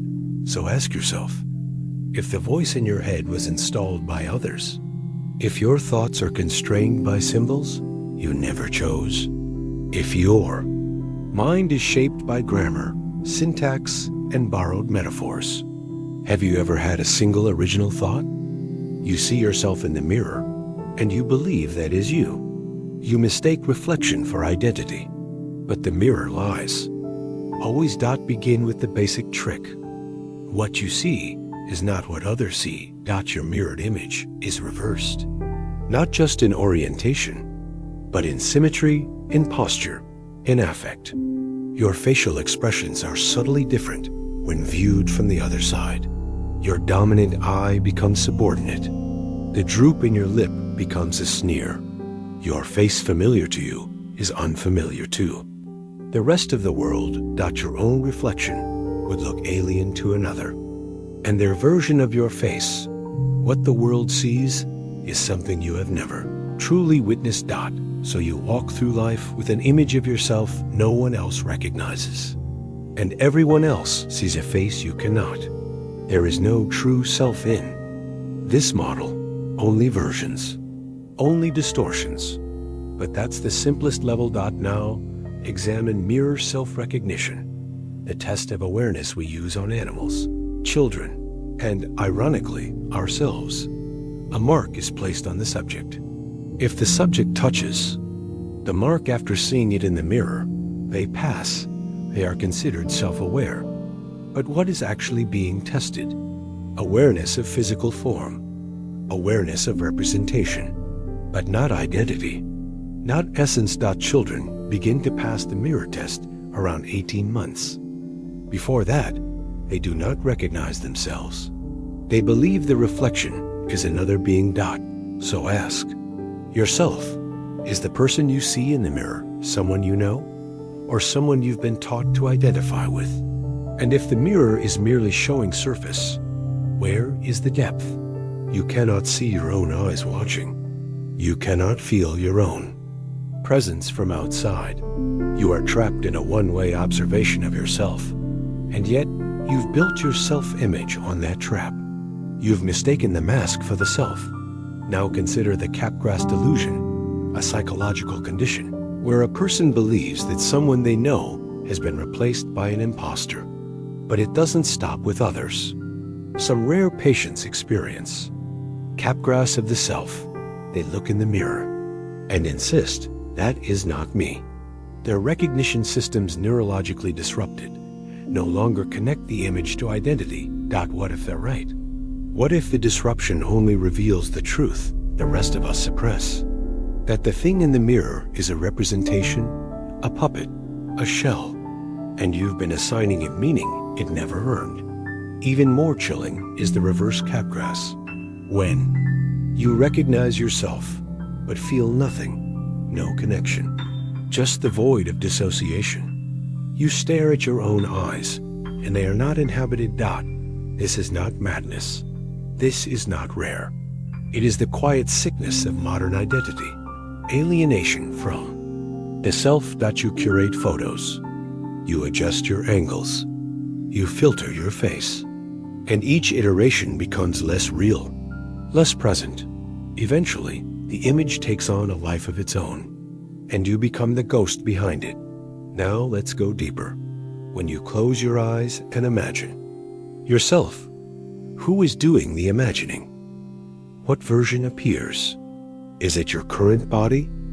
a younger one, a mental avatar shaped by trauma, fantasy, pride. There is no fixed self-image, only a loop of internalized observation. You are looking at a mirror. Within the mirror, recursive, empty, unstable. And then there's this. In dreams, you sometimes see yourself. But if you've ever noticed, that self is often not you. It behaves differently, speaks with a voice that is both familiar and foreign. It exists without needing your approval. Which self is the dream self? And which self is dreaming? So when you stand before the mirror next time, know that the eyes you meet are not your own. They are artifacts of light, glass, expectation, and myth. There is no you in the mirror, and there never was. So tell me, if every reflection is a lie, what is left to recognize? There's a voice narrating your life. You hear it as your own. It speaks in your language, your tone, your rhythm. It plans your day. It scolds you. It dreams with you. It defines your sense of continuity. And it is not you. It is not conscious. It is not in control. It is a post hoc interpreter, an after-the-fact storyteller that desperately tries to explain decisions it didn't make. Let's start with the evidence. In the 1980s, neuroscientist Benjamin Libet conducted a series of experiments, measuring the brain's electrical readiness potential, the RP. He asked participants to flex their wrists whenever they felt like it, and to report the moment they decided to move. Result: the brain's readiness potential fired 350 milliseconds before the participants became aware of the decision. They're conscious. Awareness lagged behind their brain activity. They believed they chose, but their brain had already started the process before the voice even spoke. You don't choose. You rationalize. This gets worse.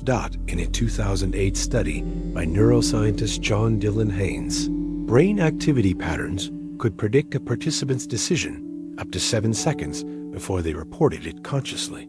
The voice that says, "I've made a choice," is simply catching up, like a news anchor reading a script written off screen. And you've mistaken it for the author. This inner monologue, what you call me, is a narrative overlay. Consider the split brain experiments. When the corpus callosum is severed, disconnecting the two hemispheres, patients develop two streams of consciousness with limited communication. In one famous case, the left hemisphere, which controls language, was shown a command: walk. The patient got up and walked. When asked why, the language hemisphere had no access to the original command. But it didn't admit ignorance. It invented a reason. Oh, I'm going to get a soda. That's what your inner voice does all the time. It explains actions it doesn't initiate. It stitches coherence into chaos. It lies, not maliciously, not out of deceit, but out of a desperate need to make sense of an unknowable interior. You are not your thoughts. You are not the one thinking them. You are the one listening, unsure of who's speaking. Sometimes you hear the voice argue with itself. One side says, "Eat the cake." The other says, "Don't." Who then are you? The cake eater? The denier? The observer of the debate? Or just a passive echo chamber in which those voices play out? Let's break the illusion even further. There are people with aphantasia. They cannot form mental images. Others have an inner speech. They don't hear a voice in their heads at all. And yet they function. They decide. They live. The voice is not necessary for consciousness. It is not the engine. It is the narrator of the train, describing landscapes as they pass, pretending it's steering. So what is consciousness? Not the voice, not the self, not the language. It is a thing that notices. Notice this. That thing cannot describe itself. You cannot look at the looker. You cannot touch the toucher. You cannot think the thinker. You are consciousness trying to observe itself, like a hand trying to grasp itself without a mirror. And the voice in your head? That's just the static, the noise pretending to be signal, the one you call I. But what if it's not your voice at all? What if it's just an internalized chorus of your parents, your culture, your teachers, your traumas, an accumulation of borrowed phrases and reaction patterns? A playback loop, a training echo, and every time you think you're deciding something, you're just following the next per-written line? So ask yourself this: if the voice in your head isn't you, if it doesn't decide, doesn't know, doesn't even speak truthfully, then what is listening right now? You think you are seeing this moment, but you are not. You are seeing the past always. Your eyes are lying, but not maliciously. They are buffering. The world you think you perceive in real time is a delay, a hallucination stitched together from fragments projected onto a mental screen inside your skull. The delay is measurable, roughly 80 milliseconds. That's how long your brain takes to interpret the signals from your eyes. You live in a phantom present, manufactured milliseconds after reality has already moved on. But the illusion is deeper. You don't even see what's in front of you. You see what your brain predicts should be there. This is called predictive processing. Your brain doesn't passively receive information from your senses. It actively guesses what the world is, and only corrects those guesses. When they're wrong, you think your eyes report reality. They don't. Your brain fills in most of the detail. In your blind spot, where your optic nerve exits the retina, you see nothing, literally. But you don't perceive a black hole in your vision. Your brain fabricates a patch, and you never notice. Same thing happens when you blink roughly 15 to 20 times per minute. Every time you do, the world vanishes. Your brain erases the blank frames. You live through them without ever living them. So your visual reality is not the world. It's a guessed reconstruction with edits, smoothing, buffering, and predictive fills. And here's the horror. Even when your brain guesses wrong, it usually doesn't tell you. You don't notice the delay. You don't notice the errors. That's the system working as intended. Let's go deeper. Have you heard of the flash lag effect? If a moving object and a stationary flash appear at the same time, you perceive the moving object as ahead of the flash because your brain is guessing where the object will be, not where it is. Your perception is not a snapshot. It's a forecast. You never perceive reality directly. You perceive what your brain thinks reality will be in the next instant. But your brain can be wrong. And when it is, it doesn't stop to explain itself. It simply rewrites the past. That didn't happen. You were always thinking this. You always saw it that way. This is post-dictive processing. Your brain retroactively alters what you think you saw, based on what comes next. Imagine watching a horror film where a shadow darts across the hallway. You didn't see it when it happened, but your brain edits it in after a scream. Your perception is not a timeline. It's a narrative patchwork, updated in real time to maintain the illusion of continuity. You are hallucinating stability. You are hallucinating presence, and it gets worse. Consider the color 5 phenomenon. 2 dots blink alternately on a screen, one red, one green. You see a dot moving back and forth and changing color midway through the path. But there was no moving dot, no changing color. Your brain took 2 discrete events and created motion, color transition, and causality, a full illusion inserted by the interpreter. You're not seeing. Your storyboarding. This is not limited to vision. It applies to all your senses. You never feel heat in real time. You never hear sound in real time. You are experiencing echoes, interpreted and delayed, folded into a simulation. So now ask, you are always perceiving the past. If your consciousness is built from hallucinated predictions and retroactive corrections, if the world you think you're in is reconstructed and color graded by a hidden editor, Then when exactly have you ever lived in the present moment? Have you? Or have you only dreamed you did after it was already gone? You believe you think your thoughts. You don't. You receive them. They appear from nowhere.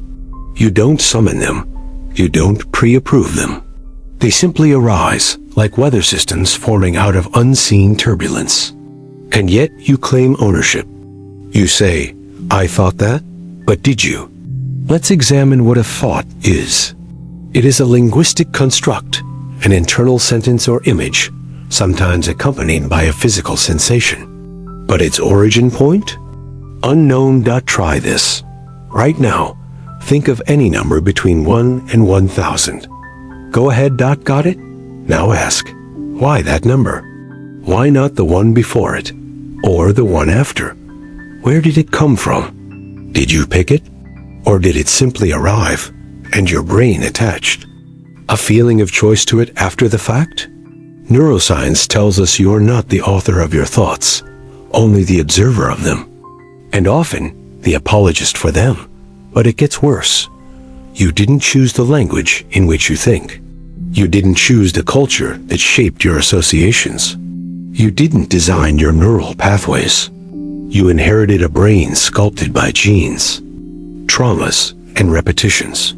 Even your desires, what you want, what you fear, are not chosen. So if you didn't author your language, your desires, or your triggers, how can you claim to author the thoughts that arise from them? You're a radio picking up signals and mistaking them for self. This leads us to the illusion of free will, a deeply persistent myth. Philosopher Galen Strawson puts it this way: to be truly morally responsible for one's actions, one would have to be truly responsible for the way one is, at least in certain mental respects. But we are not. Sam Harris builds on this. You can't choose what you choose. You can only witness it. But you might argue, I think about my thoughts. I reflect. I analyze. I choose to think differently. Yes, but where did the impulse to reflect come from? Where did the meta-thought originate? It's turtles all the way down. And none of them are you, even introspection the supposed jewel of self-awareness, is a simulation. Your mind simulates a thinker watching a thought. But the thinker is another thought, a thought thinking about itself, a snake eating its own tail. OUROBOROS. And memory? You didn't choose what to remember. You don't even remember what actually happened. Your memories are reconstructed. Every recall rewrites them. The memory becomes a memory of a memory. Elizabeth Loftus proved this repeatedly in studies on false memory. With the right suggestion, people remember events that never happened, vividly, emotionally, complete with fabricated sensory details. So even the source material for your thoughts, your past, is suspect if you are the sum of your memories and your thoughts, and both are built on unreliable foundations. Then what is thinking? Is there any part of you that's not just echoes? Even your inner critic, the voice that shames you or rationalizes your behavior, is a composite, a blend of parents, teachers, television, trauma, religion. You are not the voice in your head. You are not the listener of it. You are a phantom, conjured by borrowed language, housed in a borrowed brain.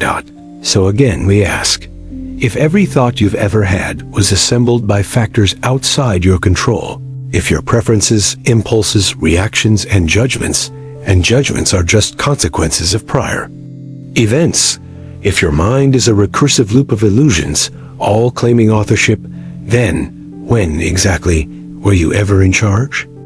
You trust your mind because it is all you've ever known. But what if the very thing you're using to question the world is itself a fraud? Not because it intends to deceive you, but because it cannot help but do so. Your brain is a self-editing machine. It rewrites its own reality on the fly, reshaping your memories, reinterpreting your emotions, recontextualizing your past, until what remains is a curated narrative, not truth. But coherence. You think you're consistent, but your mind doesn't care about consistency. It cares about plausibility. You think you remember events, but your memories aren't stored like video recordings. They're reconstructions, built from fragments, feelings, and guesses. In 2003, neuroscientist Karim Nader showed that each time you recall a memory, your brain pulls it from storage and then rewrites it. You overwrite your past with your present emotions. So the more often you remember something, the less accurate it becomes. Repetition doesn't reinforce truth. It erodes it. Your identity is built on these corrupted files. You think you know yourself, but your sense of self is nothing more than a story your brain keeps telling itself, over and over, until you believe it. But stories are edited. Michael Desanega's split brain experiments in the 1960s exposed this narrative illusion. Patients with severed hemispheres performed actions initiated by one side of the brain and then confabulated explanations after the fact using the other. They made up reasons for behavior they had no access to. With full confidence, they lied to themselves and believed it. That's the terrifying part. The mind does not distinguish between real and false when it serves the narrative. It seeks internal harmony, not objective reality. This is the interpreter module, the part of the left hemisphere that constantly fabricates explanations for why we feel, act, or believe something. Not because it's true, but because it needs the illusion of a unified self. It is a spin doctor. You are your own propaganda. And it gets worse. The very structure of your brain has built-in blind spots. Entire cognitive biases documented, repeatable, studied, are baked into your thinking. Confirmation bias. You only see what supports what you already believe. Hindsight bias. You think you knew it all along. Self-serving bias. You take credit for success, blame others for failure. Negativity bias. You weigh bad news more heavily than good. Choice supportive bias. Once you've made a decision, you rationalize it even if it's wrong. All of these operate below your awareness. You're not choosing to be biased. You just are. So ask yourself, if your memories are altered, if your thoughts are unchosen, if your brain lies to protect the illusion of consistency, if every perception is filtered, warped, and rationalized, then what part of your experience is real? Is it even possible to know? Or are you a prisoner in a self-updating simulation, not knowing who wrote the code or when it began? If the mind edits itself faster than you can catch it, then how would you ever know it was happening at all? You look in a mirror, can see yourself. But what exactly are you seeing? A face, a body, a history of emotions, failures, and fleeting triumphs? No, you're seeing a representation, filtered through visual perception, layered with memory, identity, and expectation. But here's the first fracture in the glass. You have never seen your own face. Only reflections, only distortions, flattened, reversed, illuminated artificially. Your true image is a thing you will never possess. And even if you could, your brain would edit it beyond recognition. This is the mere exposure effect. The more familiar something is, the more positively we perceive it. You find your mirrored face more attractive than your actual face, because that's what you've seen for years. Others see something else. They see the non-reversed version, a face you don't recognize, that you've never truly known. But this isn't about vanity. This is about perception and the reality you build on top of it. Because what you see is not what is. Your brain constructs visual input. It doesn't record reality. It guesses. The blind spot in your retina, you don't notice it because your brain fills in the gaps. Not with accuracy, but what it assumes should be there. It invents content, just like it invents meaning. Even your sense of body ownership is a guess. In the 1998 rubber hand illusion, researchers showed how simply stroking a rubber hand, in sync with a person's real, hidden hand, caused the brain to adopt the rubber hand as its own. Subjects flinched when it was threatened. They felt touch on it. Their body map supposedly fixed an intrinsic had been overwritten in minutes. Your body is not yours. It's an image your brain negotiates with. So what else isn't yours? Your eyes don't see light. They receive photons, which trigger chemical reactions, which send signals interpreted into shape and color. But colors don't exist out there. There's no redness in a rose, no blueness in the sky, just wavelengths, mindless vibrations. The color is invented inside your skull. Even time, your most precious dimension, is not perceived consistently. Your brain speeds up and slows down time depending on emotion, novelty, trauma, boredom. A moment of terror can feel like minutes. A year of routine disappears in a blink. The chronostasis illusion proves this. When you first shift your gaze to a clock, the second hand appears to freeze for longer than a second. Your brain is backdating your perception, adjusting reality so it seems fluid. Every sense lies. Your ears fabricate continuity between fragmented sounds. Your eyes invent motion in still images. Your skin doesn't feel heat or cold it interprets. Rate of change. And all of this is filtered through expectation, memory, bias, and trauma. So when you look in the mirror, you're not seeing a person. You're seeing a model, a hallucination stabilized by repetition, a guess that your brain is confident enough to bet your sanity on. But confidence isn't truth. You are staring into a mask crafted by neurons that have never touched the world directly. Only echoes, only guesses, only lies. So when you say, I know who I am, what are you pointing to? What do you mean by you, when the very image of yourself has been edited, filtered, and manufactured from the moment you opened your eyes? If you cannot even trust your reflection, what part of you is real? And if the mirror lies, what else has been lying this whole time? You speak in words. You think in sentences. You imagine, remember, plan, and feel through internal narration. But whose voice is that in your head?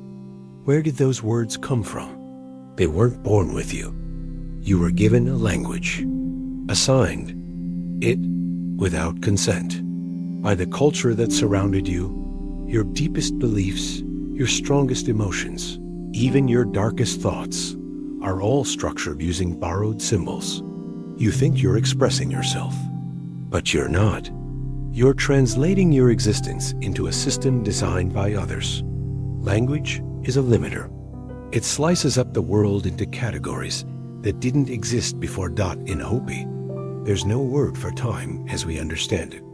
In Pirahu, spoken by an Amazonian tribe, there's no past or future tense. In Russian, there are multiple distinct words for shades of blue, which measurably changes how native speakers perceive color. What you can say determines what you can see. What you can see determines what you can think. This is the Sapir-Whorf hypothesis. Language is not just a tool of communication. It shapes thought, but if your thoughts are shaped by a system you didn't choose, how much of you is really yours? Worse still, language disguises the truth of experience. We say, I feel sad. But sadness is not a word. It's a body state. It's hormones, memories, unmet expectations compressed into 4 letters. The word conceals the chaos beneath it. Language lets you pretend you understand what's happening. But all it does is cover the wound with a label.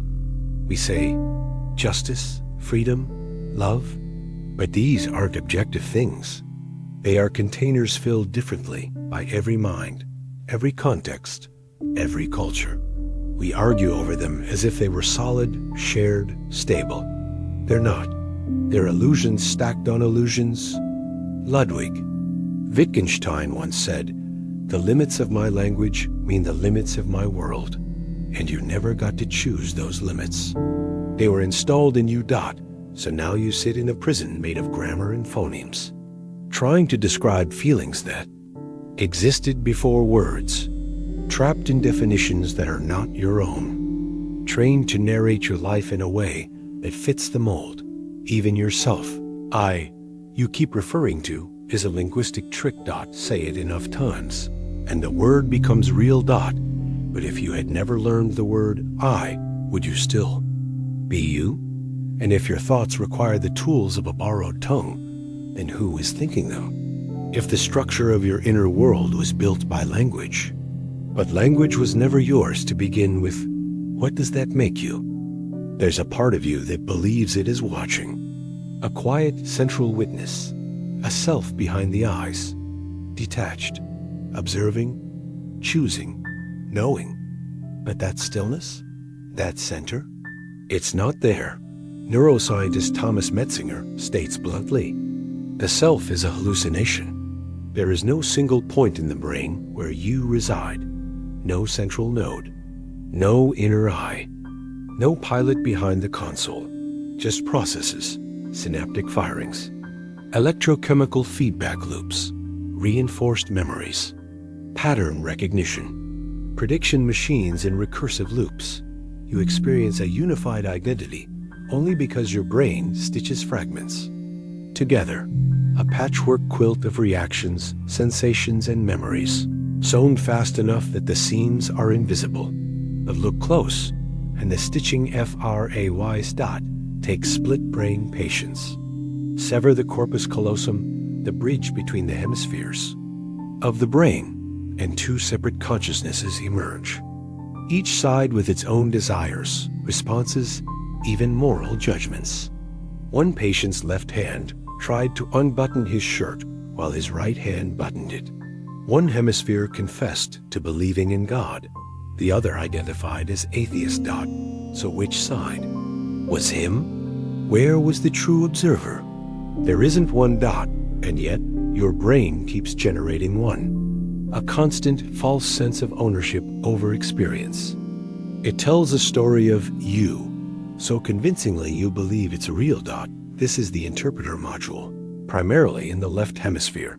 Its job isn't truth, it's coherence. It takes disjointed fragments and forces a narrative. It would rather invent meaning than allow ambiguity. Even in the face of contradiction, you think you're the author of your thoughts, but you're just the reader. Thoughts arrive. You notice them. Then your brain claims ownership after the fact. Libet's famous experiment in the 1980s proved this. Participants were asked to flex a wrist at a moment of their choosing while noting when they felt the decision arise. The results? The brain's motor cortex began preparing the action 300 milliseconds before the participant became consciously aware of the decision. In other words, the body moved before the mind chose. Consciousness is a lagging indicator, a post hoc narrator, pretending it authored the book. Even your emotions betray you. Ever felt anger surge through you and had no idea why? Ever smiled at a lie before you even processed the words? Reaction precedes reflection. The rider thinks it controls the horse, but it's just being dragged by the reins. You are not behind the wheel. You are not even in the car. You are the flickering headlights believing they control the road. And yet, you insist, but I am here. I feel like I'm watching. Feeling is not fact. The moon feels like it's following you. Your phone feels like it buzzed when it didn't. Your dreams feel real until they collapse. Perception is a performance. So if there's no central you, no consistent witness, no pilot, then what is experiencing this sentence right now? And when the illusion finally breaks, when the story stops pretending to be the storyteller, who is left to know it was ever an illusion at all? You've been walking toward the edge this whole time, and now you've arrived, not at an answer, not at peace, but at the raw, vacant silence that follows the disintegration of everything you thought was real. Let's look back. You were told you had a self, that it was sovereign, that it could decide, observe, reflect. But it was just a story, a recursive narrative, spun from sensory fragments and memory echoes. A mask you wore so convincingly, you forgot there was no face beneath it. You were told the world was made of objects, solid, knowable, external. But quantum mechanics collapse that comfort. Nothing exists until observed, and the act of observation rewrites reality. You were told your thoughts were yours, that the voice in your head was you. Be that, but you inherited language like a virus, programmed with ideas you never consented to, enslaved by metaphors that reshaped perception before understanding could catch up. You were told time moved forward, that history was linear, that tomorrow was waiting. But entropy is a directionless god, and the past cannot be touched or trusted, only reassembled by faulty neural pathways that call themselves memory. You were told consciousness was an asset, a gift, but what if it's a malfunction? A side effect of brains too tangled to stay quiet? A trick that lets you believe you're the dreamer instead of the dream. You were told reality was out there, but everything you've ever seen, heard, touched, tasted, or believed was filtered, encoded, interpreted, all within the shadowy confines of your skull dot. So what is left? No self, no origin, no destination, no witness. No frame to hold the picture dot, just experience, collapsing in on itself. Perhaps you think, but I'm still here, still thinking, still listening, still holding on. But even that clinging thought is just another echo in the chamber, another flicker of circuitry, pretending to be permanence. So here, in this final moment, ask yourself, if there is no self, no continuity, no free will, no ground beneath your feet, then who exactly is going to wake up when the dream ends?